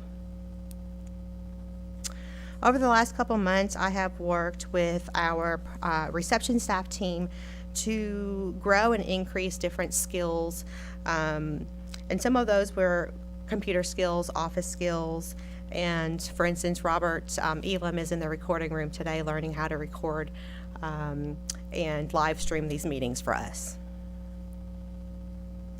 Our reception staff team has been very involved in projects over the winter months. So we've deep cleaned the Welcome Center. They've created inventory lists and have inventoried different items, whether it be memorabilia, office supplies, just various different items for us. We've got members of the team that have updated our material safety data sheets binder. In addition, they've been maintaining grounds in the buildings, and they have increased collaboration with our full-time team members. And so I'm sure that some of them may have some of their projects that they might want to share with you today of some of that collaboration. There are a lot of new looks and excitement happening in the Old Town Artisan Village. I believe Donna has shared a little bit about the hotel entrance. We have members of our reception team that will be looking at sanding and restaining the entrance to the hotel building here very soon. In addition to some of the new exciting looks, in our office at the Welcome Center, we have a glass display case. And we have members of our team that have been theming that case and doing a different display each month or every couple months. And so far we've had a display case that was themed on Learn Shop classes, so folks could come in and see what objects and items they could make at the Learn Shops. We had a Valentine's Day themed display, giving people gift ideas. And we currently have a St. Patrick's themed display. And so we have some very talented members of our team that are great at doing all of that signage and display work for us. In addition, we have shelving units in the lobby at the Welcome Center, and members of our team have been making sure to get those updated and changed out, so there's a fresh look for all of our visitors coming in. Our team members have updated and rearranged the train memorabilia displays and our collection of Churchill Weaver items. So that's kind of got a new look now. With that, they have updated our HO scale model layout. This is a must-see for all of the train enthusiasts. We've had a model layout in our middle memorabilia room at the Welcome Center for quite some time, and it just needed a facelift, and they've done an incredible job. So you all are invited to come out and see that, and anyone that is a train enthusiast, share that with them. The Cabin of Old Town in the Artisan Village, they now have some speakers, and they're projecting some really great music for the visitors to enjoy while they're out shopping. You can hear that kind of resonating throughout the Artisan Village. It's very nice, very nice. And we're working on adding just a little more color and fun to the Artisan Village. We've got one picnic table down there currently. Another one is being moved to that location, and we're looking at ordering some bright, colorful flag or umbrellas to go with those tables to brighten things up. And really the last thing that I have for you today, speaking of trains and that wonderful model train that we have, we are actively planning our L&N Day. This year it will be the third Saturday in June, so it's June 17th. And we have collaborated once again with the Berea Volunteer Fire and Rescue Department to add a car show to the L&N Day lineup. So we weren't able to collaborate the last few years on that, and so we're excited to have that collaboration back this year. So we invite all of you to come out for that L&N Day. Mark your calendars, it's June 17th. So that is all I have. Thank you. Thank you, Nancy. Some good stuff going on here. I'm excited to see the HO skill model train layout myself, so. Thank you. Next up, we have Miss Danny Gift, our media manager, with her report.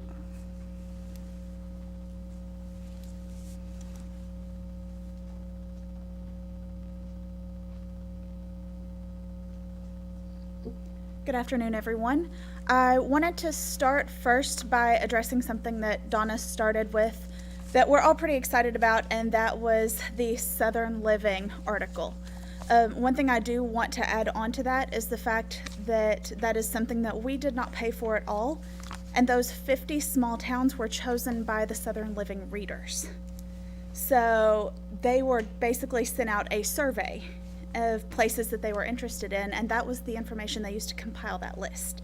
So the reason I bring that up is because, you know, we talk a lot about our paid marketing and how much that's doing for us, but it's clearly getting us out there enough for people to see it and want to know more and show interest, to the point where unpaid advertising is starting to reach out to us.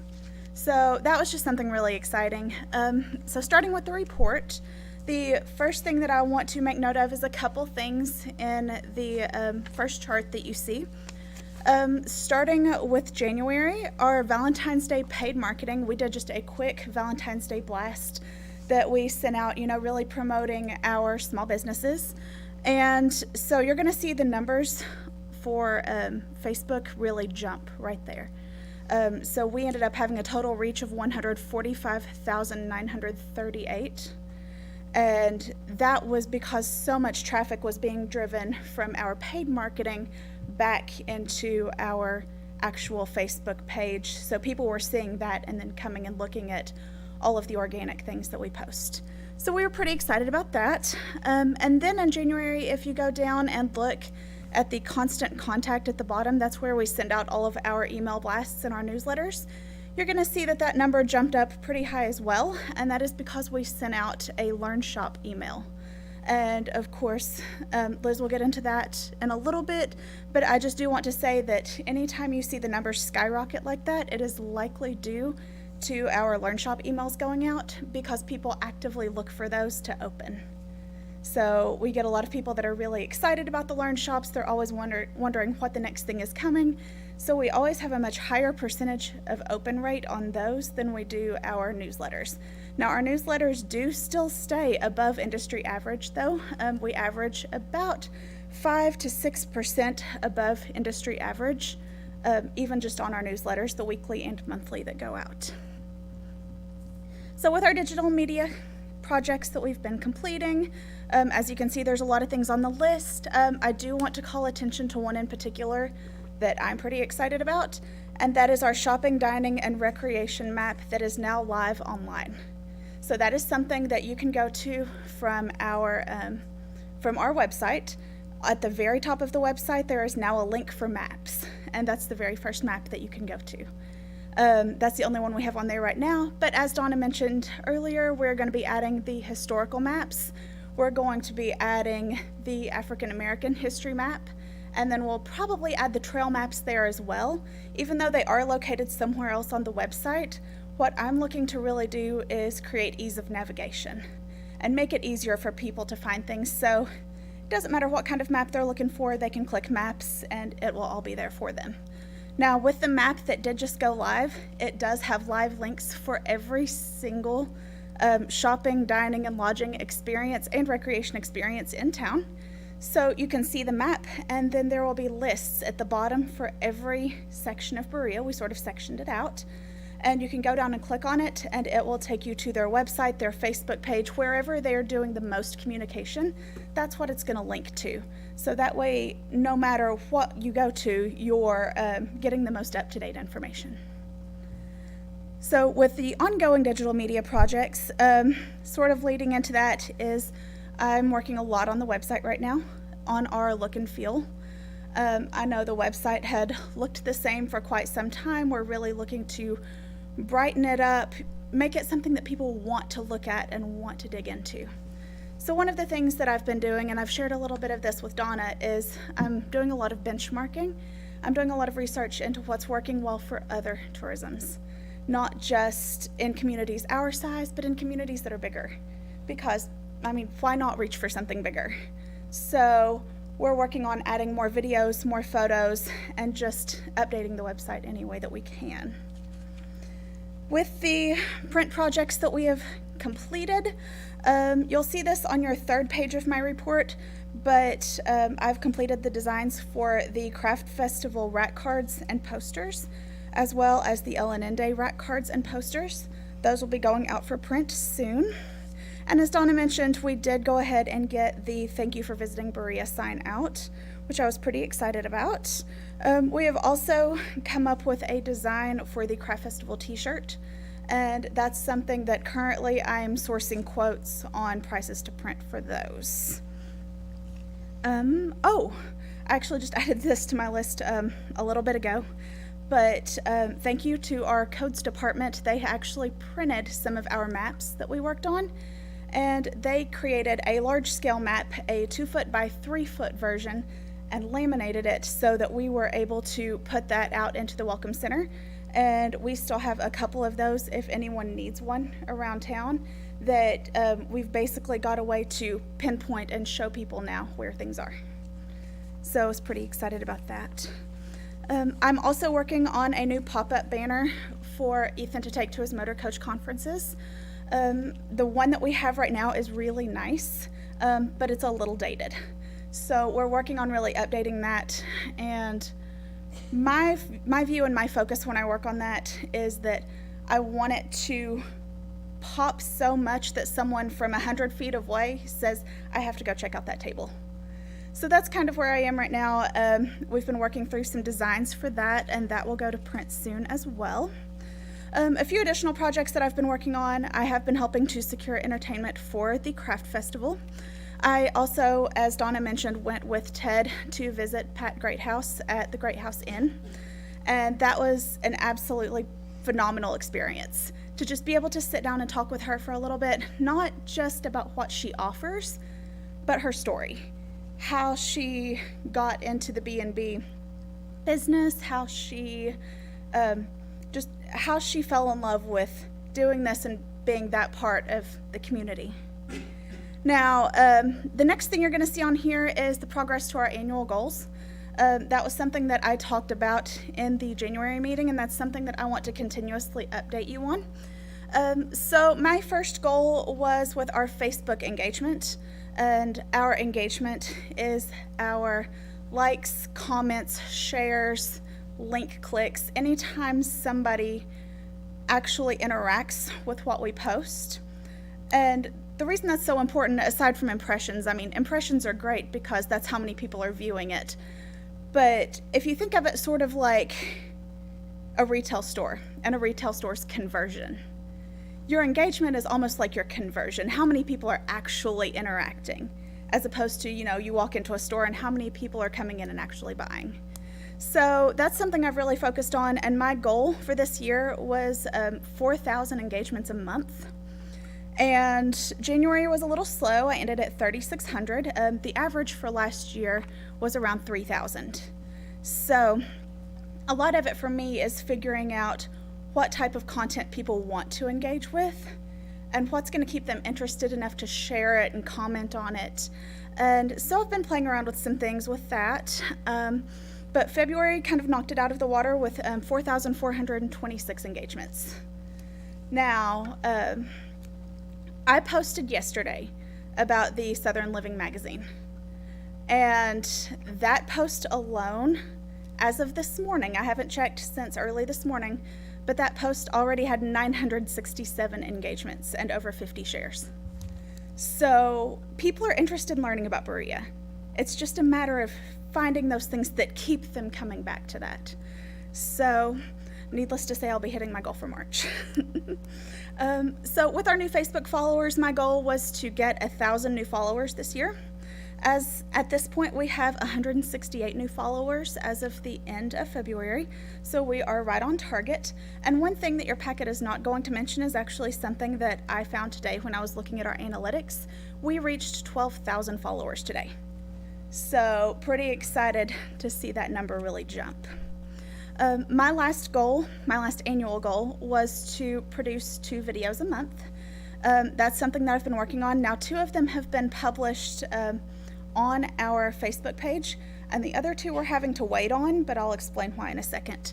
Our videos for January, though, we did a behind the scenes at Spotlight Playhouse. That was kind of exciting because I got to go in and actually sit through some of their rehearsals, watch them paint their sets, pull their costumes.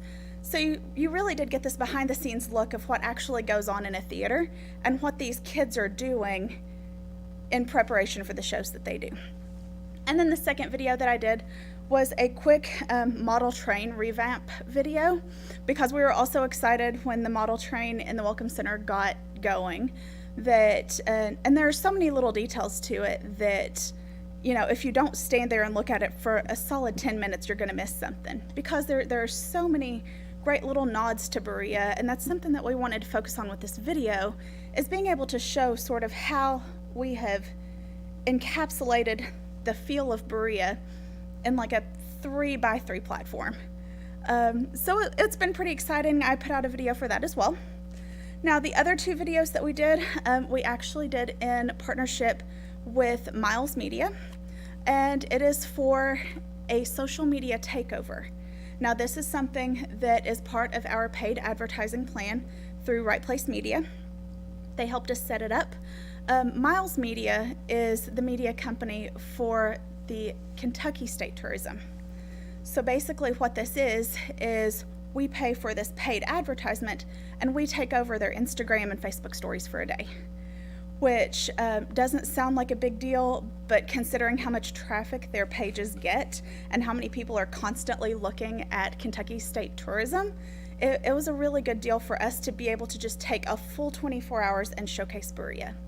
So the 2 videos that we're waiting on, that we're not going to post until they post them first, we have a shopping in the Old Town Artisan Village video, and then we have a Learn Shop video as well, sort of showing little bits and pieces of what you can do while you're here. So those will be coming out, I believe it's this weekend. Yes, it comes out on Thursday. So after they post it, then we will put it into circulation for ours as well. Speaking of paid marketing, we did do a paid marketing campaign for Valentine's Day, just a quick burst to try to draw in some traffic. And we were really excited with what we saw from that. We had 337,378 impressions. And this was just over the course of about 3 weeks. So we had a lot of people seeing our things. And going back to conversions, we had 575 link clicks. So every single one of those ads that went out had a link that they could click on to check out what items were in the picture. So we had 575 clicks on those links, which we were pretty excited about. So that is all that I have. Any questions, comments, anything? I just want to say that, well, first of all, we're neck and neck with you. Facebook likes at Boone Tavern. Pushing hard to hit that 12,000, but I think you got us beat. So I love the fact that you're setting goals for yourself, especially on a monthly and yearly basis. Do you have any idea kind of what your goal is to get to as far as Facebook followers? And I'm just going to ask Facebook by like the end of the year.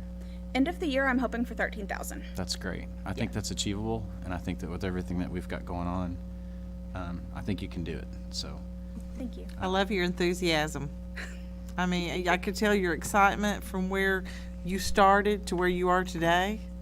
And I'm looking at these ads. I mean, I just think you're doing a great job. Thank you so much. I think goals are definitely key, and I love the fact that you're very competitive like that. So I think that the Craft Festival and the LNN Day pamphlets look great. I love the dragonfly. I think that really, the whole thing encompasses the Craft Festival. Even the leaves going around it kind of reminds me that it's out there at the Pinnacles, or Indian Theater rather. So yeah, great job. Thank you. When we had our first meeting on that, the thing that we kept coming back to, and it's funny because we were kind of joking about it at first, but then it became an actual thing, is, you know, why not go with sort of an enchanted forest theme? Because that's how it feels when you're out there. Absolutely. I mean, it is kind of a magical experience when you've got all of these people with these incredible arts and crafts set up, and you're in this beautiful location. So why not sort of play into that? So that's sort of where that came from, just for a little bit of background. Love it. Looks great. Thank you. I'll just share right quickly a cute story. As we were talking about the Enchanted Forest look, we have a vendor, a local vendor that has a booth, and she was so excited when she saw the dragonfly and the Enchanted Forest look that she has designed several different little fairies and dragonflies and butterflies that she will be selling this year, just from seeing our first letter that we sent out to invite them back to the festival. So it's something new and different and exciting. Thank you, Danny. Thank you, Denny. Next up, we have Mr. Ethan Sema, our motor coach specialist with Bria Tourism.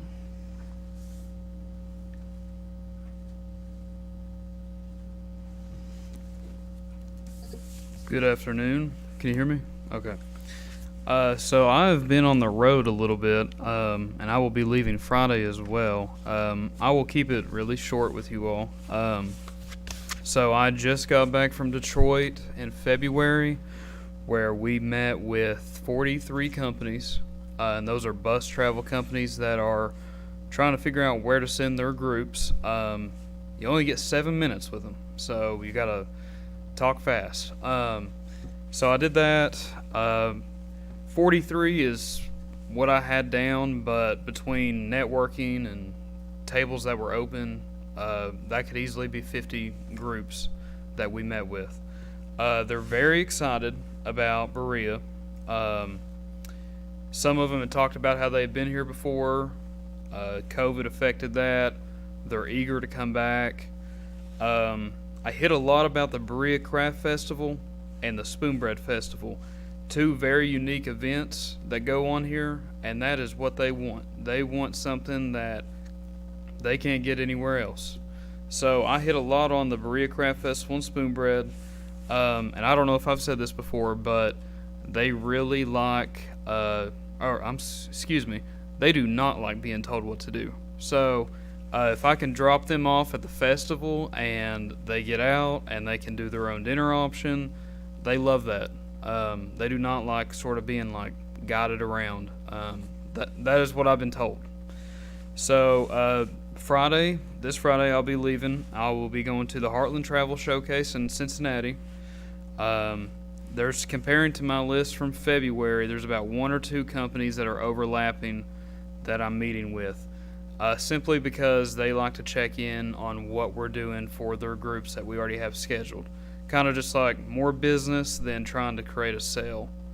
I have 27 appointments down, but they're offering 42 slots, but with 27 appointments, there's only like 40 companies that are coming to Cincinnati. It's not a real big turnout, so we have over half, which I will take gladly. But it does allow for my table to be open. Thankfully, I have a table. I will not be running around the whole entire floor, so they will be able to come to me and sit down and talk, and I'll have a lot of open time to meet with people that I do not have down for a meeting. I was able to manually schedule for Detroit and ABA. I'm not able to do that for this, so I cannot request more appointments. If they want to, they can, but I'm unable to do that. So I already have some feedback from the groups. One of them being a niche group that is it's a group full of hobbyists that are all about trains. So that is perfect for Berea. I have encouraged them to come to El Allende and come down to the train station, and then follow that from like 10 to 4 o'clock be at the train station, then follow that with the Pavilion Concert Series that night. That way they're getting a true local feel of what we do here. Then in April, I think last time we discussed this, it was up in the air, but it is confirmed now. I will be going to Huntsville, Alabama for the STS conference. Nancy, our operations manager, will be joining me. That's terrible for her, but you know. But so that is April 17th through the 19th. I look forward to this because the reason that this is such a big deal is it gives the southern states a better opportunity, and it is just for us. So anybody that's neighboring us gets to go, but up north they don't travel and do this. This is strictly for the Southeast tourism community. So I put here that there's 60 appointments to be made. They're allowing 60. That actually bumped up today that they're going to let me have 70 appointments. So they are saying that there is 120 group tour companies that are going to be there. If that is true, you know what I said, 120 buses. So if I could just get every single company to give me one bus. But if I get 70 appointments, that would be great. So there's a lot of opportunity for networking and connections to be made in our favor. Outside of the motor coach role, since it is the off season for me, I'm helping around the office. So I've helped Liz with our Learn Shops in February. We hosted 4 blacksmithing classes that happened. They were completely sold out. We had really great feedback on that, and they are knocking on the door asking Liz when the spring ones are. So people are calling right and left asking, well, what's next? What's next? So that was great. It was a good opportunity to learn about that. I've been helping where I'm needed with Nancy with L&N Day, so been learning about that as well. So it's been good to cross-train, learn what everybody else does. You know, really good for me to be a better part of the community and learn everyone else's roles. I do want to touch on one note that we discussed earlier. I have presented to Donna the opportunity for me to work with smaller groups, and I think that we touched on that today with talking about the toll building and the meeting space. And when I say that, I mean like bachelorette groups, you know, they're going on trips, maybe even honeymoons, you know, people looking to get away for a weekend. I'm talking like maybe 4 to 8 to 10 people that are needing help planning because they're coming here and they have nobody to reach out to. So I wanted to try to provide that for those people because I was talking about how there's multiple weddings that happen at Boone Tavern every year. So there may be, you know, 40-something brides that are needing help to plan a bachelorette trip, and they're needing help to figure out what to do in our community. But if it is a small conference group that is of 20 to 30, I want to be able to help with that and sort of branch out what we're working with because I feel like we're missing business. Obviously, we'll always do motor coaches, but I feel like we can offer more. I guess that's what I just think about when I don't have a bus rolling through, you know, my mind's rolling, so all the time. But yeah, that is, and then I do have a report on the back there. There's another page, and I've sort of gave you a summary of what ABA was like for me. So if you want to read that, you can. But today, just today alone, I told Donna I think I've had 4 groups that have reached out to me today alone. One was it's a reunion, like a class reunion trip. We have a really good opportunity to host a company that is out of Ohio, and they are coming here for their business trip. And I find that exciting because they're all flying in from international to join us here. So that says a lot about what they think about our community. And then we're doing some really exciting things way down the road. I'll probably have to tell you again because it's all the way down in December. But a stocking stuffer tour where they're going around the local businesses in the Artisan Village. So they're going to go watch the artists demonstrate, and then they're gonna pick up. They don't know this, but they're gonna get a kind of like a token from each store, and then they're gonna go to the bakery. They're gonna get macaroons from Becky's Breads, and then they're gonna go to Market 69. So they're gonna make their way around the Artisan Village, and get their little small items. So I'm excited about that because I think that's a really big deal, and that's something we've never done. So, but that company is known for doing that in other communities. So they came to me and said, we would like to come there, and can we do that? So first time ever. We're still planning that, but so far so good. So Any questions for Ethan? I've got a couple comments. I attended ABA as well this year, and for Boone Tavern. And I will say that I had more appointments than I've ever had in all the times that I've attended ABA or any other trade show. They did combine this year ABA with Bus World, so I think I think everybody there saw more appointments. I was really surprised and really felt like I got my money's worth, you know. I will also say that as I was attending, working my way around the booths, it's like Ethan said, it's kind of like speed dating. You know, you got 7 minutes to tell all about yourself, and you get it down, you know, and really kind of hit the highlights.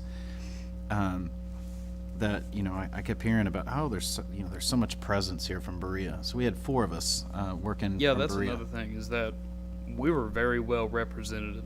We were. We had me, Patrick, Susan, and Todd. Yeah. So all of us there for the same city was great. A lot of other people can't say that. Yeah, so it was myself representing Boone Tavern and Olympia, our management company, and some of their other hotels. Ethan here with Berea Tourism, Susan Buckmaster with Berea College Trace, and of course Todd Finley with the I just went blank. Sorry. Artisan Center. Sorry. But yeah, Kentucky was also very well represented. We had a fun booth. We had some trivia games going on. People were excited about Kentucky. People are getting more and more excited about Kentucky. So I'm really pleased. Ethan did touch on STS, formerly Travel South. That is a great trade show to go to, mainly because it does specifically target southern states. So it's very targeted in people that are coming. I think Kentucky is probably the most northern spot that they typically go. Although you do see some people, I think, representing Ohio and some of those places. So I'm excited too to hear how Heartland's going to go. One question on that, on Heartland, I've never been to that show. Do you actually travel around to the different buyers, or No, or so do they'll come to me. they actually come to you? So Yeah. it's very difficult to go see somebody if you don't have an appointment. Then Yeah. Okay. Yeah. So kind of like how ABA was set up. It's opposite. Yeah, opposite. So, and then another thing is too, speaking about Heartland, is Kentucky Tourism is sponsoring the opening breakfast that morning. So I've been paired with Prestonsburg Tourism and Pike County Tourism, and we're going to represent a table, and there'll be 8 people at our table. So we're going to bring some kind of small gift for everybody. All the tour company like delegates that will sit at our table, they'll each individually receive some type of gift from all of us, and we're currently working on that right now. So that's kind of cool. Great. All right. Thank you, Ethan. Welcome. All right. We have Miss Liz Todd, our program manager. Liz, if you want to take the stand there.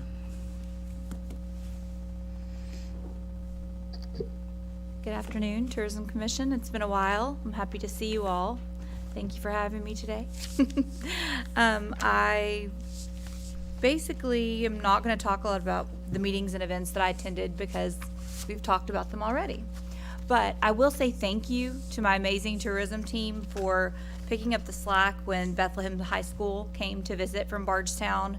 These students that came, these young women and men, they signed up for this class. This wasn't a required field trip This wasn't something that they, just, this is on the schedule today. These kids took this class, this specific class, to attend a full day in Berea.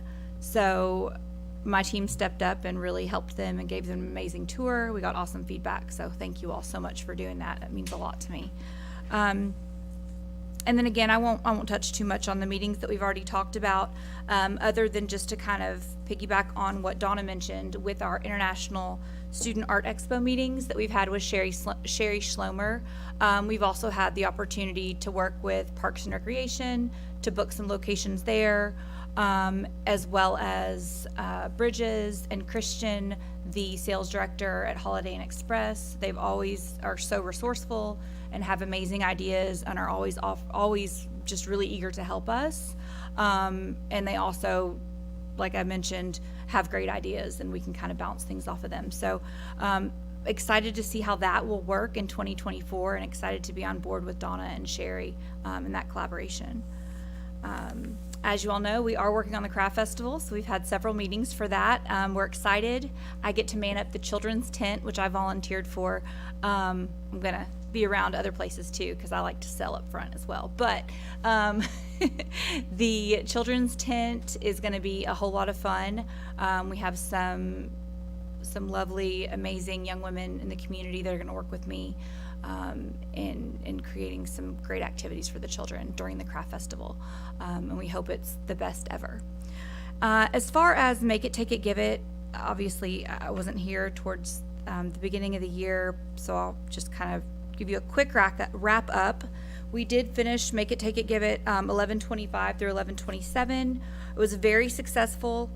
We found out that the most popular class was Christina Jones, one of our newest artists. She was a pastry chef who did the cookie decorating, which we found that things in that field, such as culinary, pastry, mixology, anything that people can kind of do in the kitchen, do with a friend, has really trended upward. So we're excited to kind of see how we can increase those classes and those mediums with our Learn Shops program, of course, at an elevated level.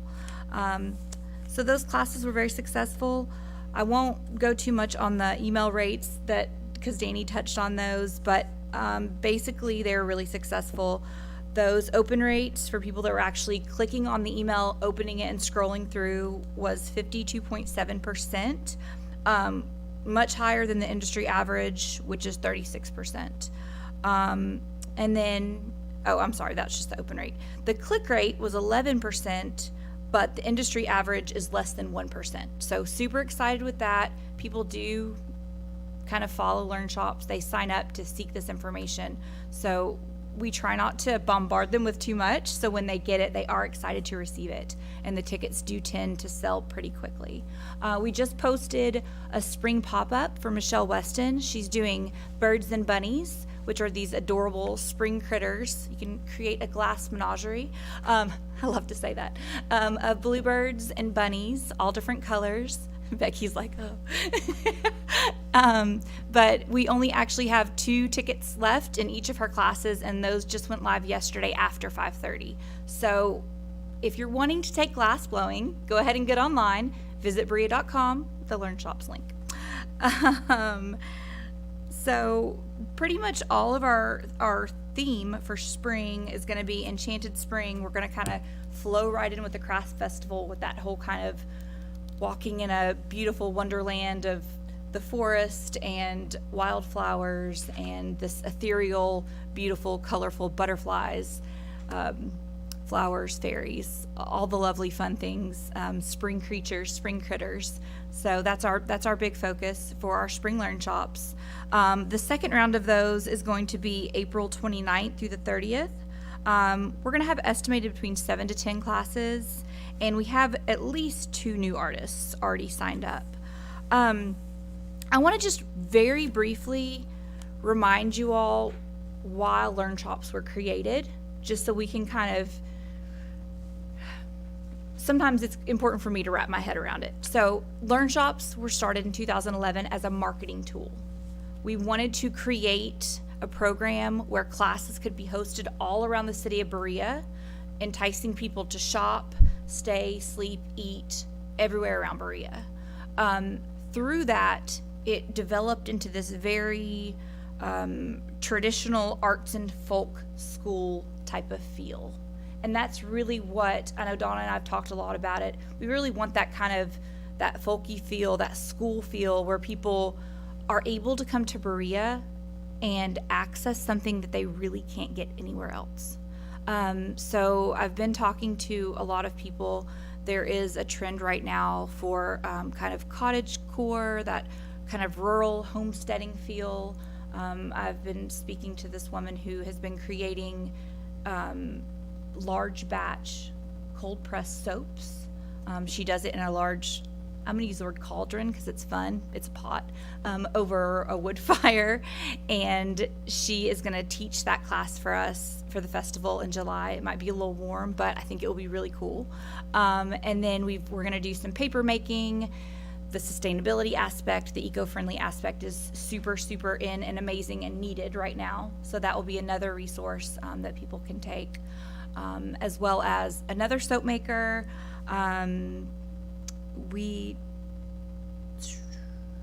Sustainable dyeing, that's something that's always been really, really popular. So we found another awesome artist who does the fabric dyeing using eco-friendly dyes. So she's gonna be doing some classes with us in spring and also in July.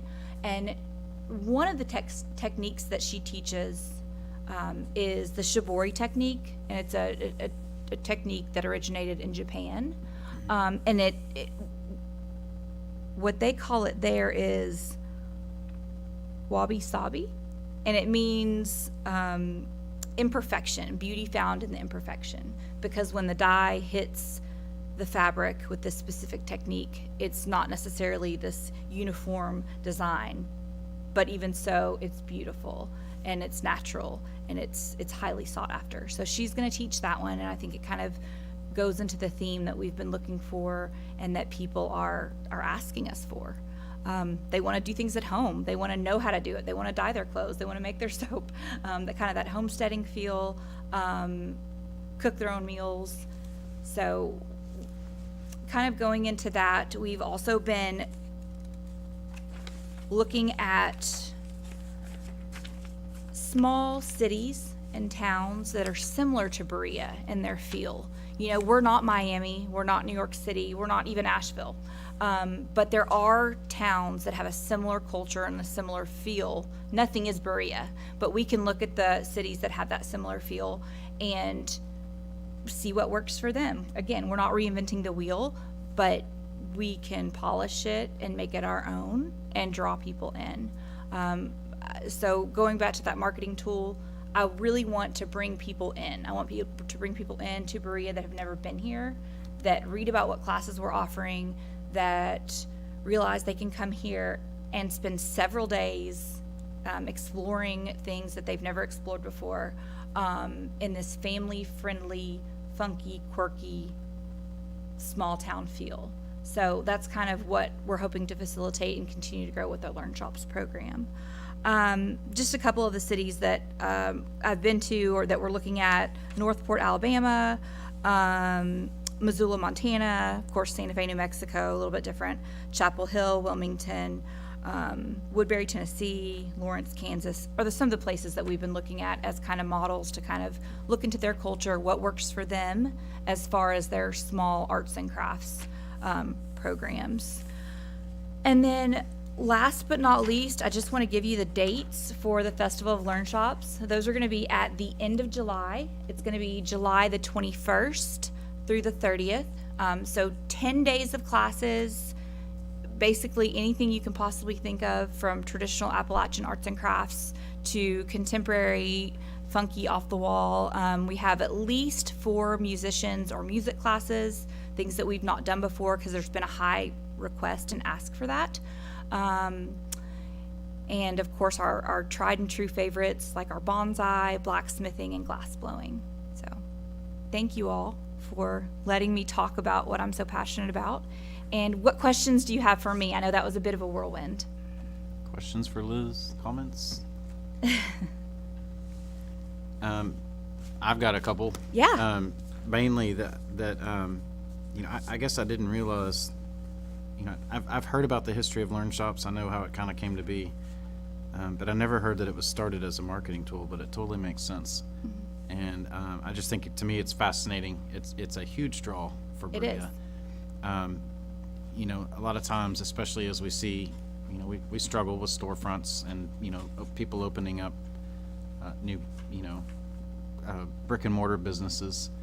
It is a way that people can come experience, you know, besides the hiking and the other fun things to do in the trails and, you know, visiting the stores that are here.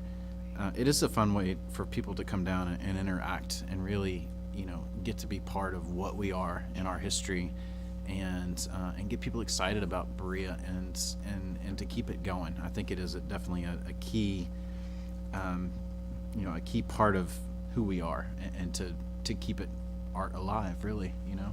Absolutely. And just excited to hear that, you know, that they are returning, and I think that I've also heard that I think space is a problem, which is a good problem to have. You know, Yes. that we're trying to find more and more space to host the Learn Shops. So another, you know, idea for use of the tool building and you know, other spaces around Berea. So That utility sink and that concrete floor. I know. I mean, what you know? It's all I want. We'll stick them in the back. We'll stick them in the front. We'll stick them everywhere, but upstairs where they tell us we can't. Exactly. So. And we did. I just talked to Donna a week ago. We secured some extra space that we've never had access before. I'll keep it right now, but very excited about that. And 2 of those spaces include what we need, dirty space, plus great natural light and a classroom setting. So That's great. We're excited. I'm really excited to hear that. And honestly, the more programs that we can add into Learn Shop, I think the better it's going to be for Berea. So. I agree. Thank you. Are you finding that the people that are signing up, are they returning? It's the same students, or are you seeing a lot more students? It's a mix. We definitely have people that come back every time. I know their name, I know their first and last name. I say, are you going to take this again? You know, but we also have people coming in that are new. I think, what did we have last year? South Dakota was like the largest demographic that visited last summer, and like furthest distance. Sorry. Yeah, so very. That's what I was gonna ask Liz. Do you see a lot from out of state? We do. Colorado, Arizona, we had South Dakota, we had people from Europe, a gentleman from Australia. So yeah, people. I mean, the majority, of course, is Kentucky and Ohio and Tennessee and Indiana. But people come from all over. And they'll come from Florida and Ohio and meet in the middle, or meet here. A mother and a daughter. That was one of my favorite stories from this summer. You know, they came to Berea to kind of commune together and create art and enjoy our sweet town. The last comment I'll make, you know, and this has actually come up a couple times in the meeting, so I definitely want to touch on it. Sure. And that is the International Art Expo meeting that we're planning for 2024. We really tried hard. You know, unfortunately, the weekend that they wanted was also a very popular weekend in Berea, so I was, you know, unfortunately disappointed as well that we couldn't make that work out. I did attend kind of a pre-planning meeting for them, and you know, I know that Sherry Schlomer is working very hard with this and with folks, you know, around Kentucky, and I'm really excited. That is another thing too, I think, that really can keep the art alive in Berea, and keep our, you know, our heritage, you know, continuing on. So I am very excited, you know, to report that at least, you know, she's got rooms at Boone Tavern held for 2024. We've got the dates picked. And I'm really excited to be part of the planning on that. So and excited to see who's going to come to Berea, because that's going to be, I think, a really big thing for us. So Absolutely. all right. Well, if nobody else has any other comments, one last time, I just wanted to say thanks for your hard work, and got some good things coming up this year. Thanks for having me. Thank you, Liz. At this time, I will open up the floor to the commissioners for any other comments on anything today, or any other comments that you all have. Rick? Patrick, I just listening to our tourism staff and our tourism director, and the enthusiasm that you guys show is really makes you feel good, contagious. Your attitude of trying to continual improvement, challenging old things that we've done and looking for new things, measuring things. It's just, you guys do a good job. And, you know, we have people coming from other cities to see what Berea Tourism does. And you guys make us look good. So, thank you.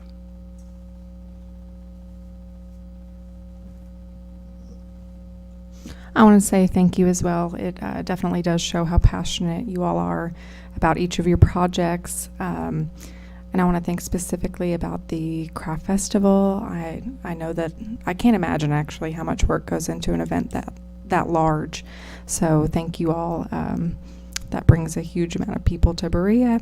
And also the other commissioners, if you get a chance to go look at the model train in the tourism center, they have gone above and beyond on this thing. So you can stop over there and stop and see the new floor. Looks amazing as well on the hotel building. But yeah, just thank you all. Exactly what Rick said. You guys are always so enthusiastic, and it's wonderful to hear your all's reports. I'd like to comment as well. I think we have a real quality team. I just point out to Rick's point, the measuring is just really impressive, and that's so valuable, I think, to the naysayers of tourism.